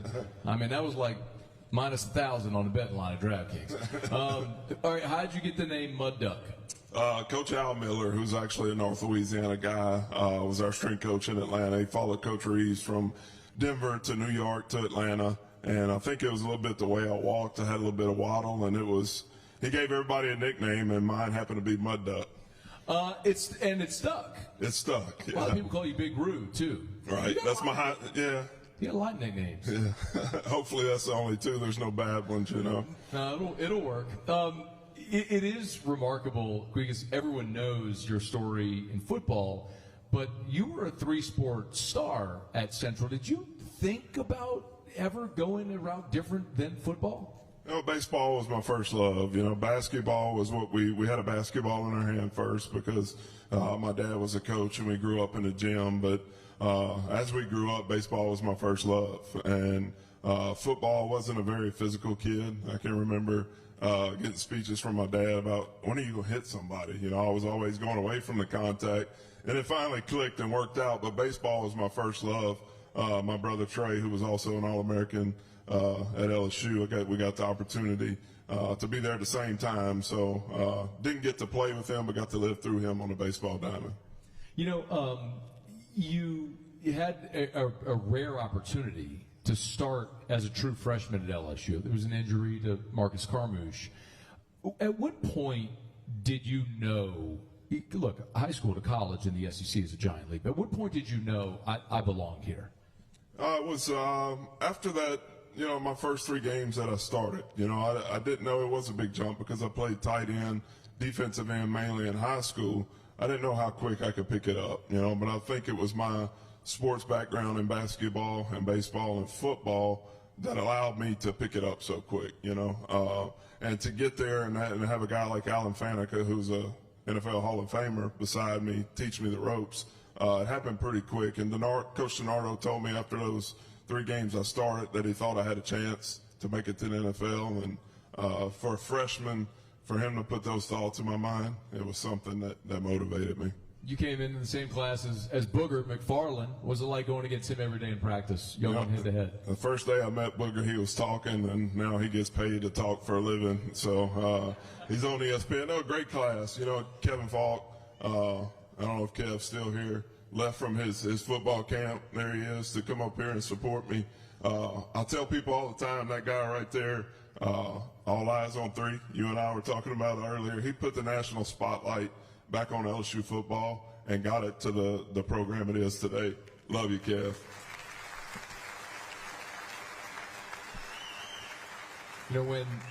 When your time at LSU ended, you get drafted in the 7th round by the Falcons, and in the NFL parlance, that's kind of a flyer, right? Not every 7th rounder is guaranteed to make a team, and you tore your ACL your rookie year.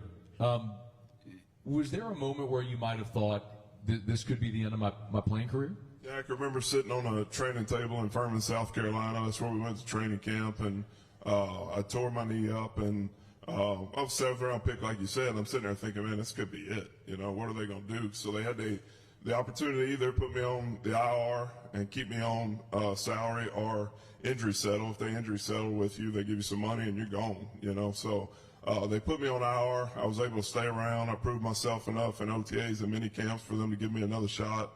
And I was determined once I got healthy that next year that, you know, I wasn't going to be stopped, and just put my nose to the ground and just went to work. You know, it's amazing. Your family's here, and you've received so many honors. I know as soon as you announced your retirement from the NFL, I believe at that press conference when Arthur Blank, the owner of the Falcons, said, "You're going in the Ring of Honor." What did that mean for you, playing your entire career, not only in one place, but in that place for that organization and that man, Mr. Blank, who so many people respect? This farm will get choked up here. It's, you know, I played the game, and it wasn't about awards or accolades. You want to earn the respect of your teammates, your coaches, the people you play against. And for your owner to come out and show you that type of respect, that's why I played the game, why I love the game, and it means a lot to me. Big round of applause there for that. Can we let you catch your breath, too? You know, when I think back about so many amazing moments during your career at LSU, we had a chance to talk about the 1997 Florida game, one that'll last forever. You always have fond memories of that. If I say, Todd, close your eyes and go back to a moment that day in that game, what is the first thing that comes to your mind the night the goalpost fell? Man, the first thing that comes to my mind is Sports Illustrated, picture of Kevin Falk, "See you later, Gator." You know, I got it in my trophy room, and Kevin was known for when he got in the open field, he'd give that little shimmy and that arm over, and he was right there in that moment. So that's the first thing that pops to my head. And then the second thing is Tigertown Sports was pretty lit that night down there. You mean, 97, I'm doing the math, you could have gotten in at 18 at that point, right? Yeah. Oh, the LSU football player, you got in a lot of places you weren't supposed to be. Now, there is one point of contention, as I understand, and your family wanted to bring this up because you said baseball was your first love, and we understand that you did have the opportunity to throw out a first pitch recently. Oh, here we go. And maybe we could see how this went. 22. I have bad shoulders, man. Somebody pull the plug. Ronnie, I'll never do it again.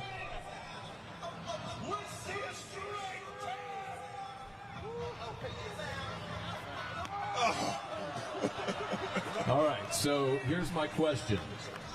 Was it Coach DiNardo or was it Coach Bertman who said you're done with baseball? Probably Coach Bertman after you see that, but I was a pretty good baseball player. My shoulders are pretty bad. That's what we're going to blame it on. And Ronnie, I'll never do it again.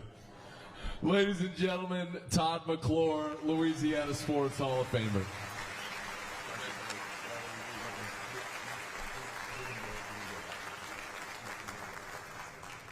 You know, if I asked you June 8th, 1996, where were you? May not exactly know the date, but when anybody mentions Warren Morris, we're immediately transformed right back to that moment when we watched the greatest moment in the history of college baseball. And tonight we get to honor Warren Morris as our third Louisiana Sports Hall of Fame ambassador, joining Tim Brando and Wilbert Ellis from Grambling. Ladies and gentlemen, let's take a walk down memory lane, should we? Not every athlete gets their hero moment, but Warren Morris did. So it was the national championship game, June 8th, 1996, LSU versus Miami. And Skip Burton needs one more big inning out of his team. You know, it's the thing that we all pretended to do. We were little boys. Bottom of the ninth with the men on and a chance to win the game. Third, 8-7 Miami in the bottom of the ninth. I can remember him going up, and Warren just said, "I'm going to get the first one I can to swing at." Now Warren Morris. I actually was sitting in the stands next to his dad.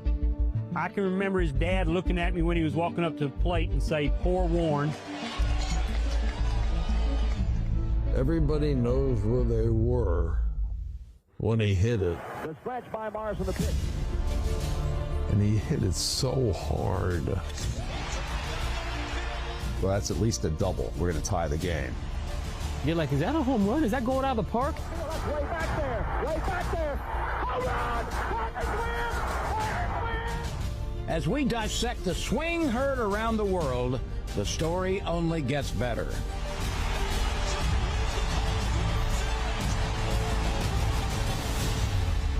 He had missed 39 games that season due to injury.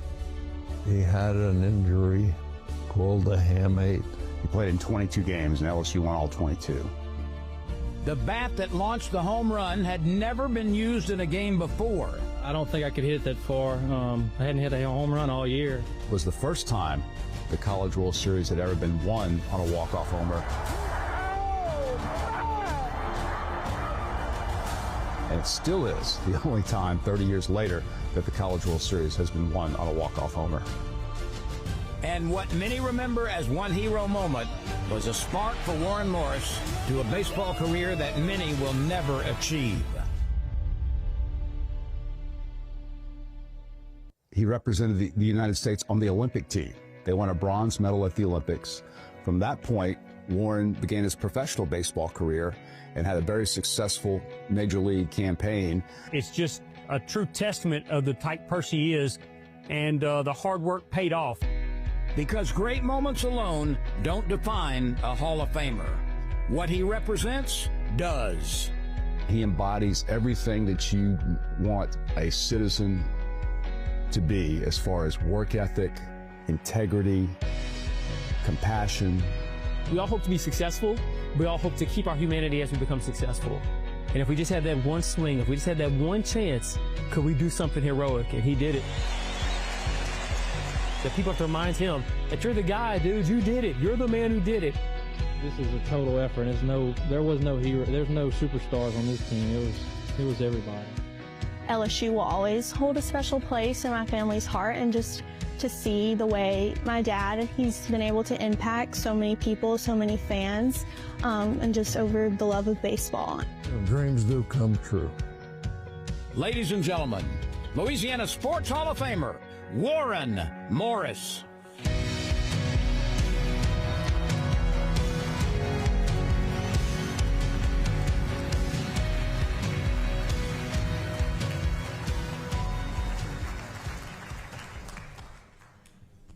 Well, this is certainly a night that we all give our appreciation to all of the inductees. But with the video that we saw right before your video, would you like to give appreciation for playing with Trey McClure in baseball and not Todd McClure in baseball? You got the right McClure as a teammate, didn't you? I don't know. Getting to know Todd this week, man, he's got to be one of the best teammates you could have. So. Well, and I know a lot of people are going to say that about you too. All right, let's go to Rosenblatt Stadium and let's just start with it. Tim Lanier's at bat before you. You're in the circle.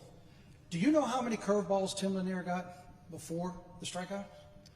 You know, I'd love to say I dissected the game and I could tell you exactly what was my plan, but honestly, I just was saying to myself, whatever happens, good or bad, I'm going to be aggressive right here. So I don't want to strike out looking at the third pitch, or something like that. So, no, I didn't realize basically how the pitcher was going to approach anything or anything like that. But, I think that's part of life, though.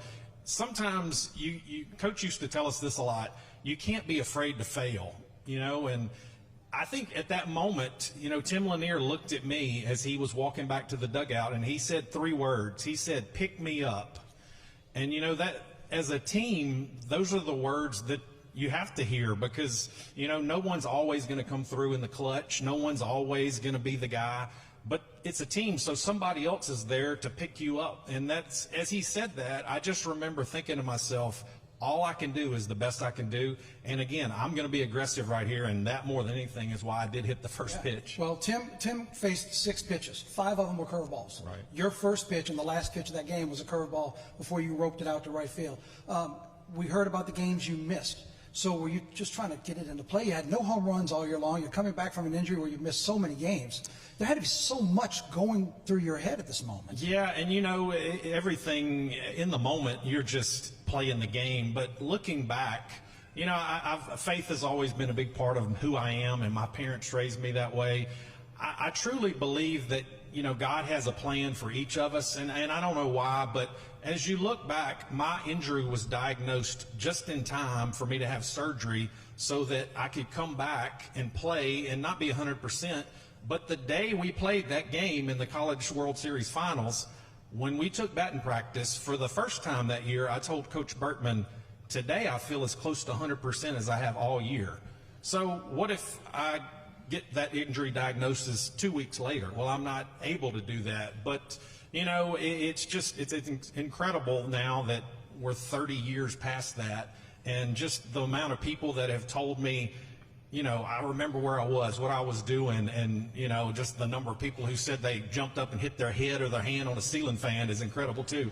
But, you know, it's just cool to me. The best part of it, obviously, besides being able to have that moment, is just the number of people that have come up to me over the years and wanted to tell me their story. And, you know, if they can look at me and my career and kind of the things that I was able to do and have a smile and to think about LSU in a positive light, I mean, that's the greatest ambassador I could ever hope to be. So I'm proud of that. Yeah, and every year, of course, the College World Series just finished. Oklahoma just won it. But every year during the College World Series, they always show the clip every year. So it always lives on.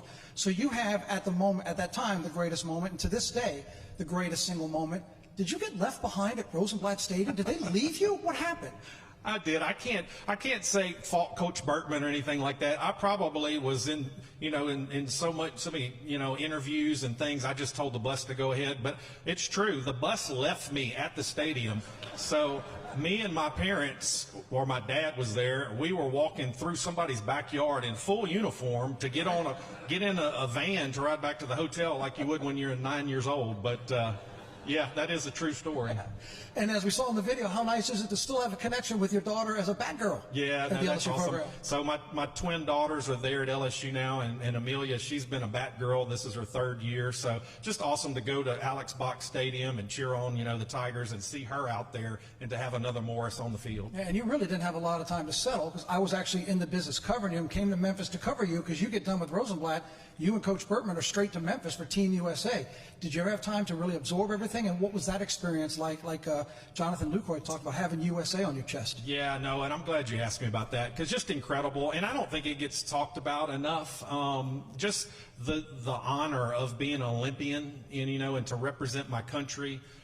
Still just, I get goosebumps thinking about whenever we were able to walk out onto the field in Atlanta, in our own country, 50,000 people chanting USA, and you've got that across your chest. And, you know, it's still a thrill. It's hard to compare because, you know, it's different from your college experience, but at the same time, I'm as proud about representing my country and doing my small part to try to make all of us proud of anything that I ever did in athletics. But to continue on that theme about representing, look, you're a baseball player. People dream of hitting a home run in the bottom line. As a basketball guy, it's hitting a three-point shot at the buzzer. You go on to the Olympics. You go on to an outstanding 9-year career in the majors, now being inducted into the Hall of Fame. Little kid from Alexandria doing that. And as you were telling me when we talked a couple weeks ago, it's that Louisiana representation that still it makes you the most proud. It is. And, you know, I guess because I do have a story to tell, and I get to talk to groups all the time. And, you know, I always make a point, especially when I talk to young kids groups, because I love sports from the time I was real young. And I used to even collect baseball cards to my favorite players. But for some reason, I had one thing all wrong. I thought to be able to get to that highest level, to be, you know, in the NBA or NFL or major leagues, I thought you had to be from like a big city. I thought all those guys were from Chicago or Los Angeles or New York. I didn't know, because there was nobody really around Alexandria at the time that was playing at that level. So I just assumed that was for something somebody else did.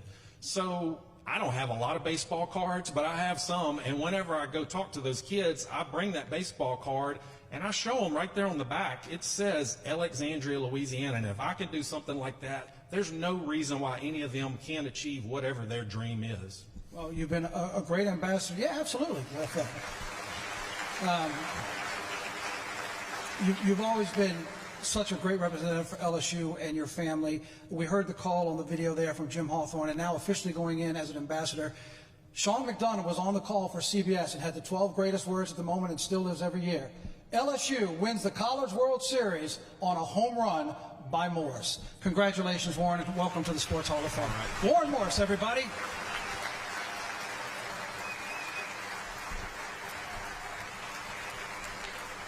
So from the greatest play in college baseball history and LSU baseball history to the greatest play in LSU women's basketball history, known as two words, the dunk. It's time to see a video about our next inductee, Big Sil, Sylvia Fowles. Few players in women's basketball have commanded a presence quite like Sylvia Fowles. And there goes Sil to work. She's been absolutely one of the best at every single level. Got Sylvia Fowles sending it back. She was a dominator.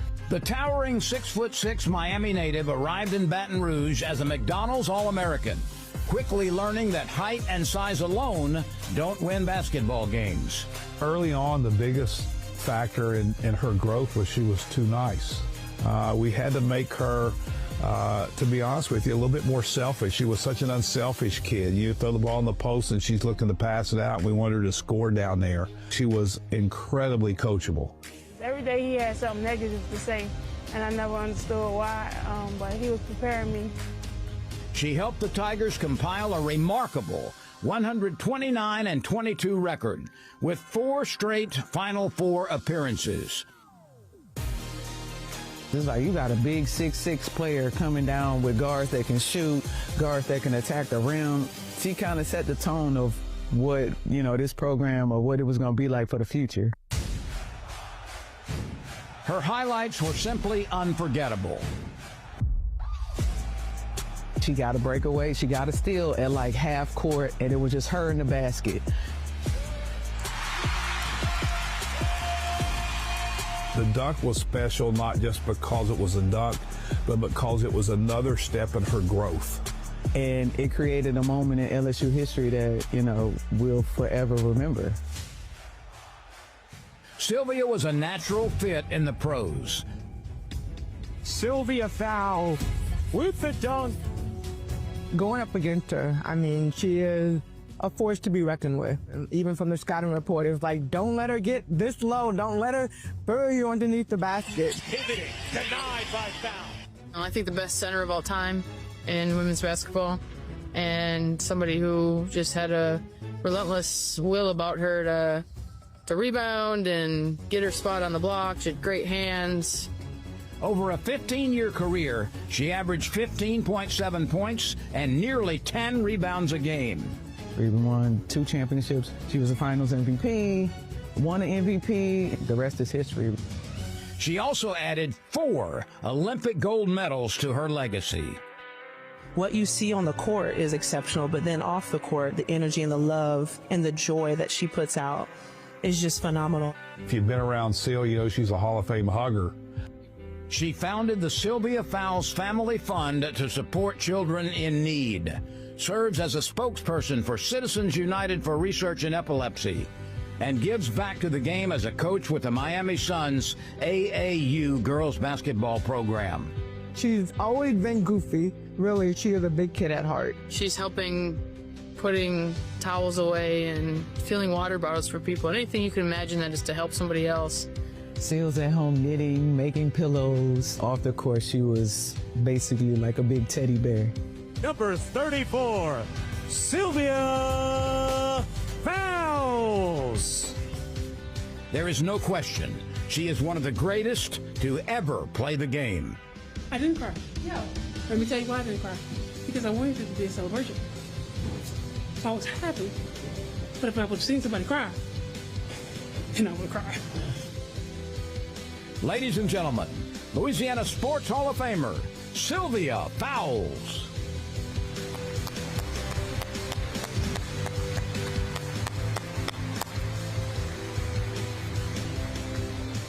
So unfortunately, Sylvia can't be here tonight, and I'll tell you why. From the time that she found out she was being inducted into the Sports Hall of Fame, Sylvia has now accepted a job as an assistant coach in the WNBA. They were in Chicago for back-to-back games, and she's now currently in the nation's capital as Portland gets ready to take on the team up in Washington, D.C. You need to know the effort that was put in by the Portland organization, by the Louisiana Sports Hall of Fame, by LSU, by private donors, trying to find some way to get a plane, a transport, somehow to get her down here, and unfortunately it didn't work out. But thankfully, Sylvia being as sweet as she is, and I'm thankful that I had a chance to cover her career. She allowed me to do an interview with her via Zoom yesterday, right before the game against Chicago. And I started out by asking her, is there some sort of irony or things we should know about that we are inducting you into the Louisiana Sports Hall of Fame for a sport that until you got to high school you called a dumb sport? Can you please explain? And that's how we started our interview. Enjoy. So growing up with three older brothers, they only allowed me to play defense only. And I really didn't know the rules of the basketball game until my 8th grade year, where I went out to try for my middle school team and realized that it was two ends of the court that you can play simultaneously. And so it was in that moment when I realized that I was getting cheated, and I didn't think the sport was dumb anymore after that. What was it that got a South Florida high school girl to Baton Rouge, Louisiana to play for the LSU Tigers? Sue Garner. She was like no other, especially on my home visit. She told me she wasn't starting me as a freshman, that I had to earn that spot. And so those things motivated me to want to be around her. And so she pretty much signed, said, deliver me once I heard that line of, like, you're going to have to work for everything you want. Of course, there's the play with the dunk. And I wonder how many times you're still asked about that from the college level. But also, Sylvia, that dunk, which is on the offensive end, started by you with a defensive play. So how much credit do you give to the brothers for making you play defense, because you're a center that gets a steal and goes three-quarter court for the dunk? They take credit for all my defensive player awards, and I'm going to give it to them because they was the foundation of helping me play defense. But the dunk, oh my gosh. The dunk, I did not want to do a dunk when I was in college because I felt like it took away from the rest of the players on the team, and it's just not a one-woman sport. It's a team sport, so I always shied away from it. But I remember we had shoot-around one morning, and I seen one of the coaches at the mall, former LSU player, and she just was talking all this smack. And out of nowhere, I just said, that's what I'm going to dunk on you all tonight. And she was like, yeah, whatever. And then all of a sudden, it just happened. The dream came true. I really didn't think about it. It just came all of a sudden. And people still talk about that to this day. I mentioned Simone. Sylvia, you team up with her at LSU for a couple of years. Then you wind up landing on the same team in the WNBA, and you all are teammates for multiple gold medals for Team USA. What was it like to have the journey you've been on with the friendship / teammate relationship that you had with Simone, and what that meant to you? A dream come true. Simone is truly one of a kind, and I'm happy that I had a chance to play with her, play against her, but also win some championships and gold medals with her. So I'm going to give you a scenario. I want to know which one you're going to enjoy more. Scenario number one, you're on the floor, down in the block, spin move in the lane, you get the hoop and a foul and one. Or scenario B, you're bike riding in the community with one of those ride-arounds in the city with a couple hundred people. Which one do you enjoy more? Because I've seen the bike rides, and I've seen how interactive you are with all those people. If we had to go do something right now, which one are you going to choose? Bike ride in the community all day. I'd rather engage with the people. You and I had a chance to talk a year ago when you were announcing you were going into the Naismith Hall of Fame, and you had left basketball. You had studied mortuary science. You were in that field. Now, as I'm talking to you, you're in Chicago because you're an assistant coach in the WNBA with the Portland team. Was coaching always on your radar? And if not, what got you back into the game now that you're on the bench? No, that was not part of the plan. I just came all of a sudden. Funny story. So I retired in 2022. Yeah. So 2023, my agents was like, hey, a couple of coaches want to know, do you want to come back and coach? No. Year 2, it's more coaches. They want to know, do you want to come back and coach? No. Year 3, she didn't even just give me the option. She was like, hey, look, we have this many coaches on the table. By the end of the week, I need to know where you want to be, where you don't want to be, and where are possibilities. But it just came all of a sudden, and I am enjoying it to the fullest. These young ladies have been very fulfilling in ways that I couldn't have imagined getting this fulfillment if I was playing. Congratulations. It's my honor to welcome you to the Louisiana Sports Hall of Fame. We are thrilled for you, and we can't wait to see you in town so you can come to the hall and see the exhibit. Congratulations, Sil. Thank you so much. This means more than you know. LSU was the foundation of who I am today, so thank you for this honor.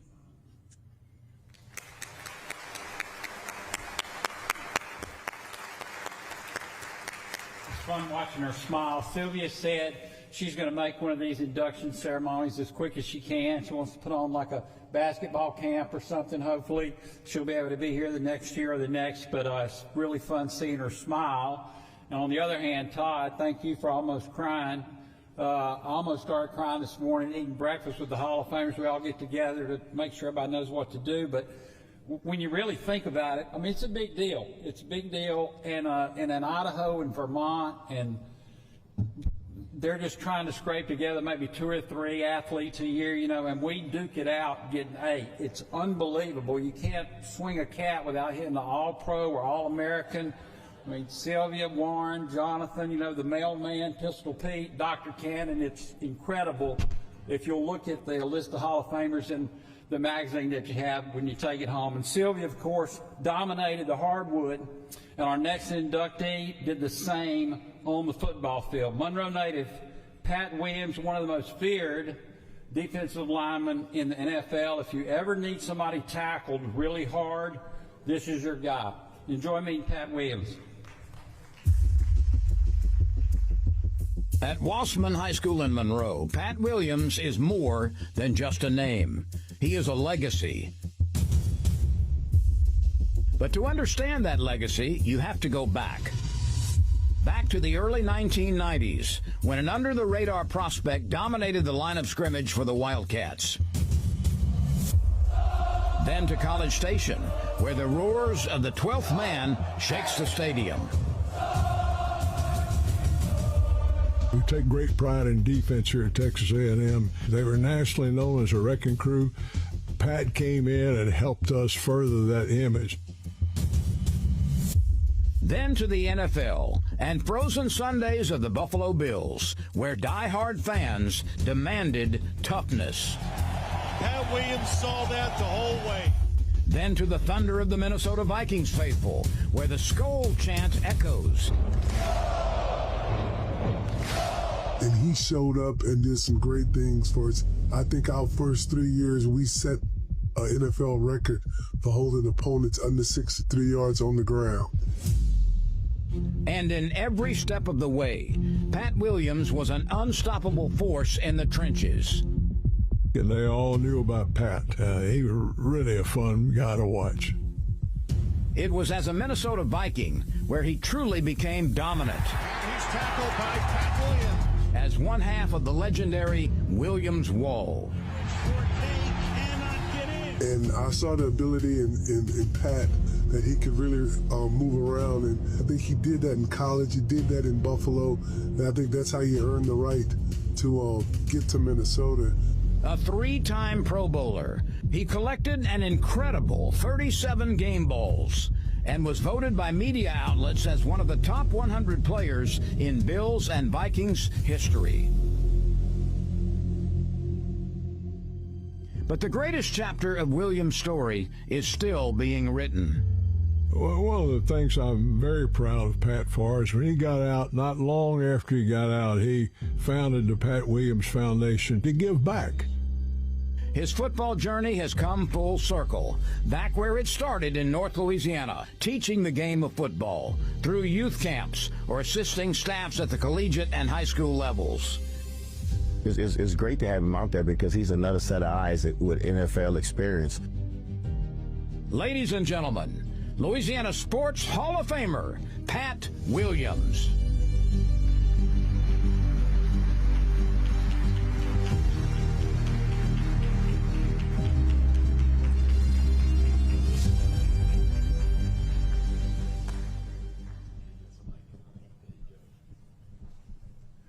Man, all I could think when I saw that big old snowy, icy game in Buffalo, I said, how did a guy from Louisiana live in that? What was that like? They always say that you get used to it, but you never get used to it. You got to tolerate it. People say, man, how you play that cold? I say, you don't get used to it. And them cold hurt. Trust me. It hurt. Your football journey is really a fascinating one, Pat, because I mean, you're a 3-time Pro Bowler, 2000s All-Decade Team, Louisiana Sports Hall of Famer. But coming out of Wassman, before you got to A&M, you were a junior college player for 2 years. Were you doubted as a football player? I can't say I was doubting. I was like doubting myself because I was bad. I wasn't doing schoolwork like I was supposed to do schoolwork. So that's why I get the opportunity to go to a Division I school.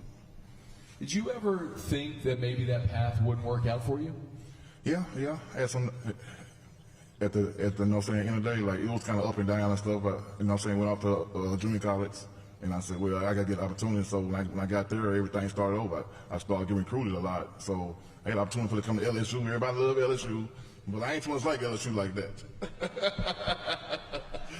We'll let it slide tonight because it's showing us. But I tell you, I don't know if y'all see Pat's shoes, but I mean, you got to walk us through these because these customs are incredible that you got. It's got every part of your life and your journey, but it does have the A&M logo on the back right there. Sir. I think we can maybe just get some tape and cover that. I got my high school on there. I got my junior college.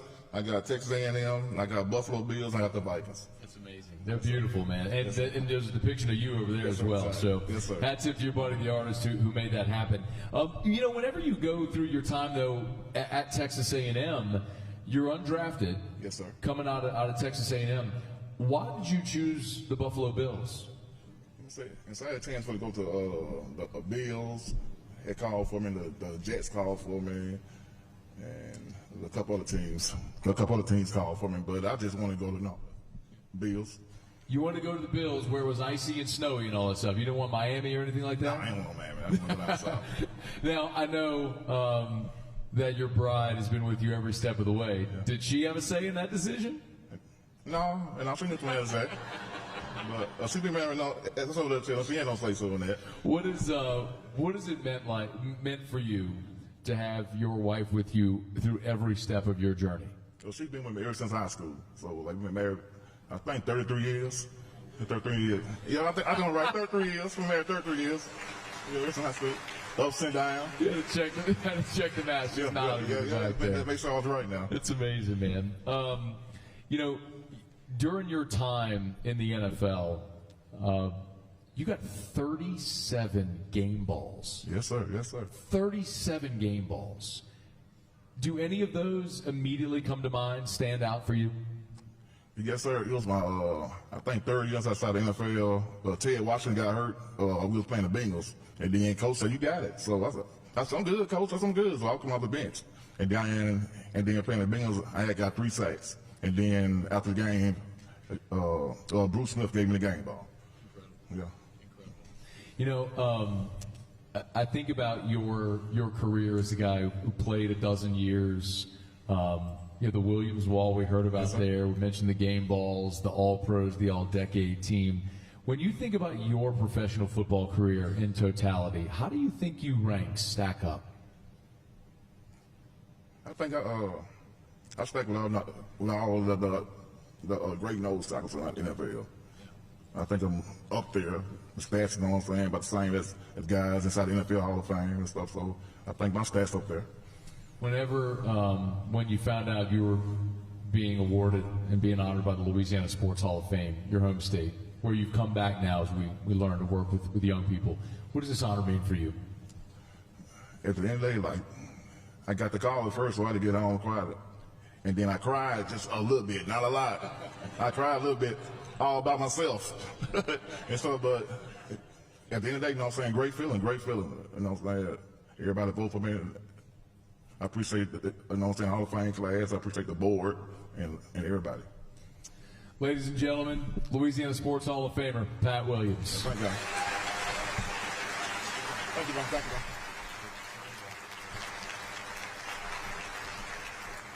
Let's go to Victor in the crowd with a special guest.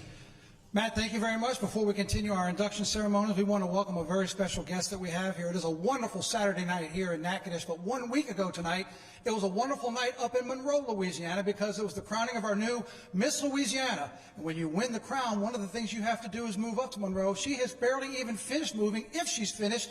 But she's already wearing the crown, and her first event has been here in Natchitoches for the last 3 days and joining the Louisiana Sports Hall of Fame ceremonies, and she's with us tonight. Ladies and gentlemen, if you would look towards the center front in the audience, and please welcome from Baton Rouge, a former Southeastern Lionette, Miss Shelby Bordelon, Miss Louisiana 2026. great to have Shelby with us. Hope you've enjoyed the weekend all weekend long. Shelby, I'm joined now by Greg Burke on the Foundation for the Louisiana Sports Hall of Fame. How's the night going so far? 11 great inductees. It's good. It's something that really, I tell people all the time, if you've never been, once you go, you're going to want to keep going back. We've had 11 great ones, which means 12, means we've got one more, right? Somebody you know a little bit. What was it like when you made the call to hire Mike McConathy at Northwestern State? Well, I'll skip to the happy ending.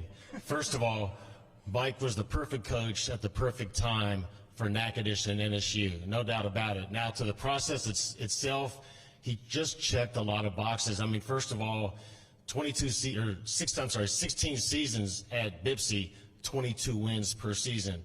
He told us he was going to recruit Louisiana, and he did. And oh, by the way, the biggest shot in NSU Demon basketball history was made by a guy from Heflin, Louisiana. I knew Mike would work hard. I mean, the guy drove the team bus at Bipsy. I knew he could raise money. You got to do that at small schools. And most importantly, Mike, I knew, was a good family man. And what that told me was he was going to take care of the players, not just on the court, but off the court. His players succeeded on the court and in the classroom as well. Natchitoches, are you ready for one more inductee? Come on now.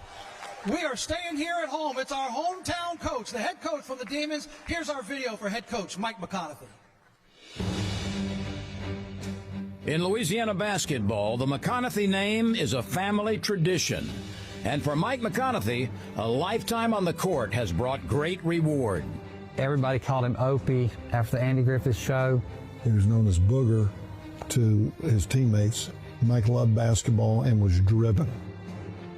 A prep All-American at Airline High School in Shreveport, he continued his success at Louisiana Tech, becoming Southland Conference Player of the Year.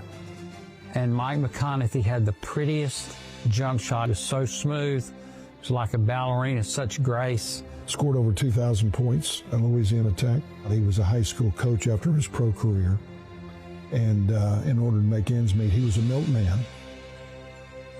Coach McConathy actually started the program here in 1983 here at Bossier Parish Community College and built it into a national power and just kind of put it on the map. Where he won 352 games over 16 seasons. They have no gym. They have no places for the players to live. Mike decides to figure out a way to get a little housing, and he does that by starting a lawn mowing business. He's a junior college coach. In 1999, McConathy took over a Northwestern State program with just 5 winning seasons in 25 years. Mike McConathy stood up at his press conference and talked about bringing Northwestern basketball back to where it was when his dad and uncles played here. I'm standing in the back of the room, and I'm thinking, this guy's from Mars. You can't do that here. The results were immediate.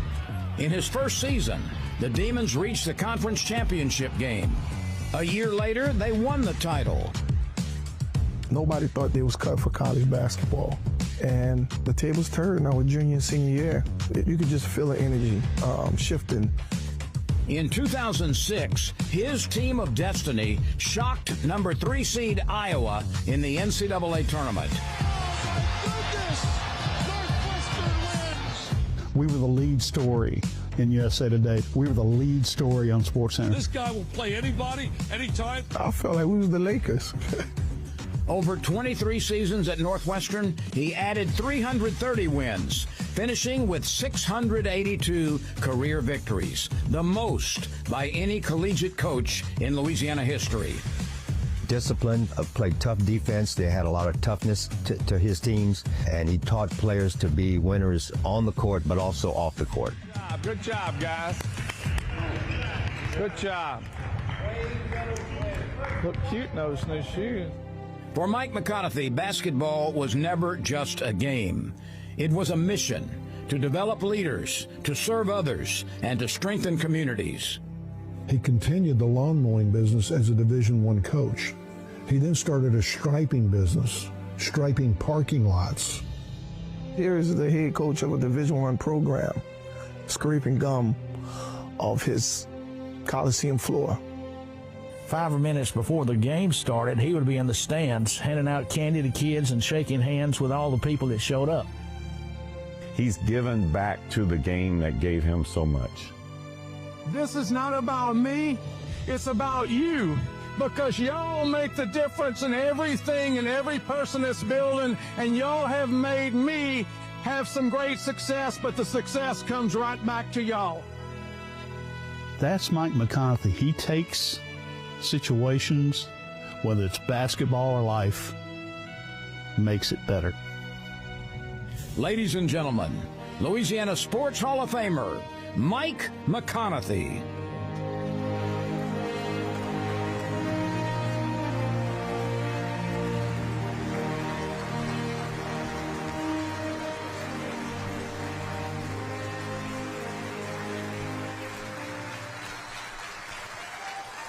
Supposed to stop there.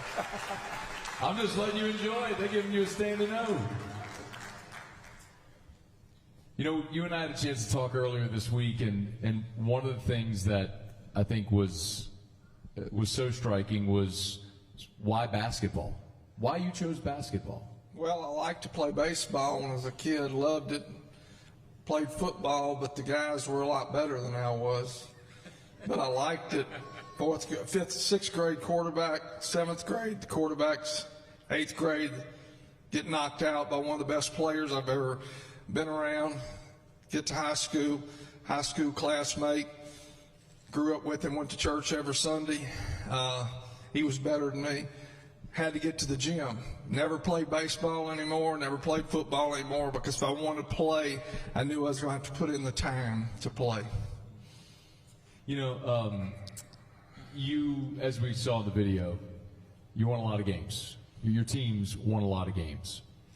What did winning games mean to you? You told me it felt like it was more than just a win, a notch in a column. Well, you know, wins are really hard to come by when you're a coach, as a player. Very, very difficult to win. But the other wins that we don't talk about are the wins with administrative assistants who hug the players when they walk in every day. I had 6 awesome ladies, 2 at Bipsy and 4 here at Northwestern, that just were so instrumental in the success of our program.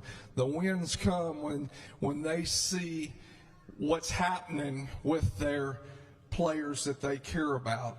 Wins happen when kids grow into men and they become parents, they become family members. So sometimes you can't see the wins at that time, but that's the greatest part of athletics to me, is seeing where they end up. And they got there because all the people pulled together and helped them to rise to a greater level. You know, we saw the video of the shot against Iowa. What did that mean, not only for Northwestern basketball, but for the university, for the community, the awareness, being leading Sports Center, being in the USA Today? A lot, but I want to take you back just a second. In 2000-2001, our team won the Southland Conference tournament to go to the NCAA tournament. Got to go to 64-65 game, first game ever played in that situation. Played in Dayton, amazing. Had a young man that played for me in junior college.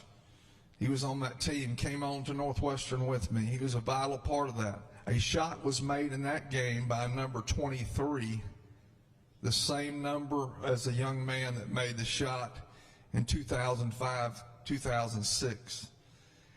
And so there's been a lot of great shots, but I always like to go back to this and say that if Luke Rogers doesn't get a rebound off a missed free throw and Jermaine Wallace doesn't go to the lane to get a rebound, that shot never gets taken. So that's all the things in life that we sometimes lose to get us to the greatest moment in our basketball history when I was here coaching. You believe that basketball and those opportunities in many ways are the doorstep, or the window through a university in the program? I really do, and I think that one of the things that I need to really say, I was fortunate enough to coach here and be able to be who I am do what I feel like I'm supposed to, and that's set an example. And do the little things that nobody, never ask anyone to do something that you wouldn't do yourself. Never speak to someone in a manner that you don't want to be spoken to. And those things are so important. So if you can impact your players and staff around you in that area, I think that allows you to, your university to be seen in a different light. Because it's a caring place where everybody has an opportunity to rise to the highest level. What role did your faith make on your career? It's monumental, because without the Lord Jesus Christ and without my relationship with God, I wouldn't have anything. I wouldn't have anything. I've been given everything. I've been given opportunities. I was raised in a Christian home. I made my choice, but they laid it out for me to decide if I was going to follow Christ or not. And that's so critical to do that. And the opportunity to have a Christian wife and Christian boys with Christian, hopefully Christian grandchildren one day when they get to that point and to decide they want to follow the Lord, that'll be the greatest win ever. Coach, yep. I'm sure you've told the stories a million times, but for those maybe who haven't heard you tell it, can you walk us through the sequence before that shot? What was going on the bench? What were you telling your players? Well, you know, Ryan Edwards, whose dad was a doctor and an LSU graduate, and Ryan went to LSU, was on our staff. And Ryan actually rode to school in the 6th grade every day with me to take Michael into school with him because he didn't like to go to school. So Ryan Edwards is on the bench, and we fouled. Bruner gets fouled, and he says, Ryan says, and Coach Simmons was by him, and Mark Slester at that time, our staff. Ryan says, Coach, I really think we need to call a timeout. I said, okay, Ryan, we'll do that. So we called timeout. We talked about what we were going to do, and so Bruner shoots the first one. That he had made it, and then we iced him, you'd say, and then Bruner steps up and misses it. And Luke Rogers steps in, comes across, blocks it out, rebounds the ball. He was a left-hander. And he looks up the floor, passes across, gets it, just goes into our break, which we always go into a break. We always like to run. We like to shoot. I don't know why that was, but we did like to shoot it. And so the ball goes to the right side of the floor, and Kerwin Forges is from New Orleans, and he takes really a pretty good shot, but there's really too much time on the clock, to be honest with you, because if you're playing a Big Ten school and you get a lead with 6 seconds, you're in trouble because something's fixing to happen that's not going to be very good. So he shoots it, but Jermaine Wallace runs he's on the left side of the floor, and he did everything he was supposed to do. He ran to a rebound spot that we had at the block that he was supposed to go to, and the ball just falls in his hands because he was where he was supposed to be. And he has enough thought to look up at the clock, see how much time is on the clock, turn and dribble out to the corner and launch that shot to make the winning shot. But we got to celebrating a little bit early. And they throw the ball into half court, and Haluska throws it, and he hits the front of the rim, and it happens. And then all Bedlam broke out, but Oklahoma State that year, we had the same situation sort of. I called a timeout with 4.8. We were going to win the game. I said, guys, do not do anything crazy. Act like you were supposed to win. Well, guess what? That time, I didn't have time to call timeout to say act like you were supposed to win. Coach, promise me one thing. Next year when you come back, maybe we'll have some a little more creative choice with the pants?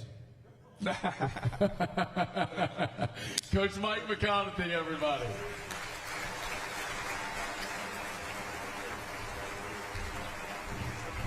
Got it. We've reached the bottom of the ninth. Good job, Matt. thank you all for being here. It's been a wonderful night. I want to recognize, of course, our friends at LPB and our presenting sponsors, the State Farm Insurance Agents. Have y'all seen the McConathy grandchildren here? They're like little bitty disciples. I don't know if you call them grandkids or disciples. They're an absolute joy. Thank y'all for being here at the Event Center most of all. And, of course, for those of you watching, we want you to come to Natchitoches, visit the Hall of Fame, relive moments with the class of 2026. We need to get all of our Hall of Famers up to the stage, please, past and present. And we're going to get your picture, then we'll turn them over to you. For the LSWA in the Hall of Fame, for Victor and Matt, I'm Teddy Allen. Good night, everybody.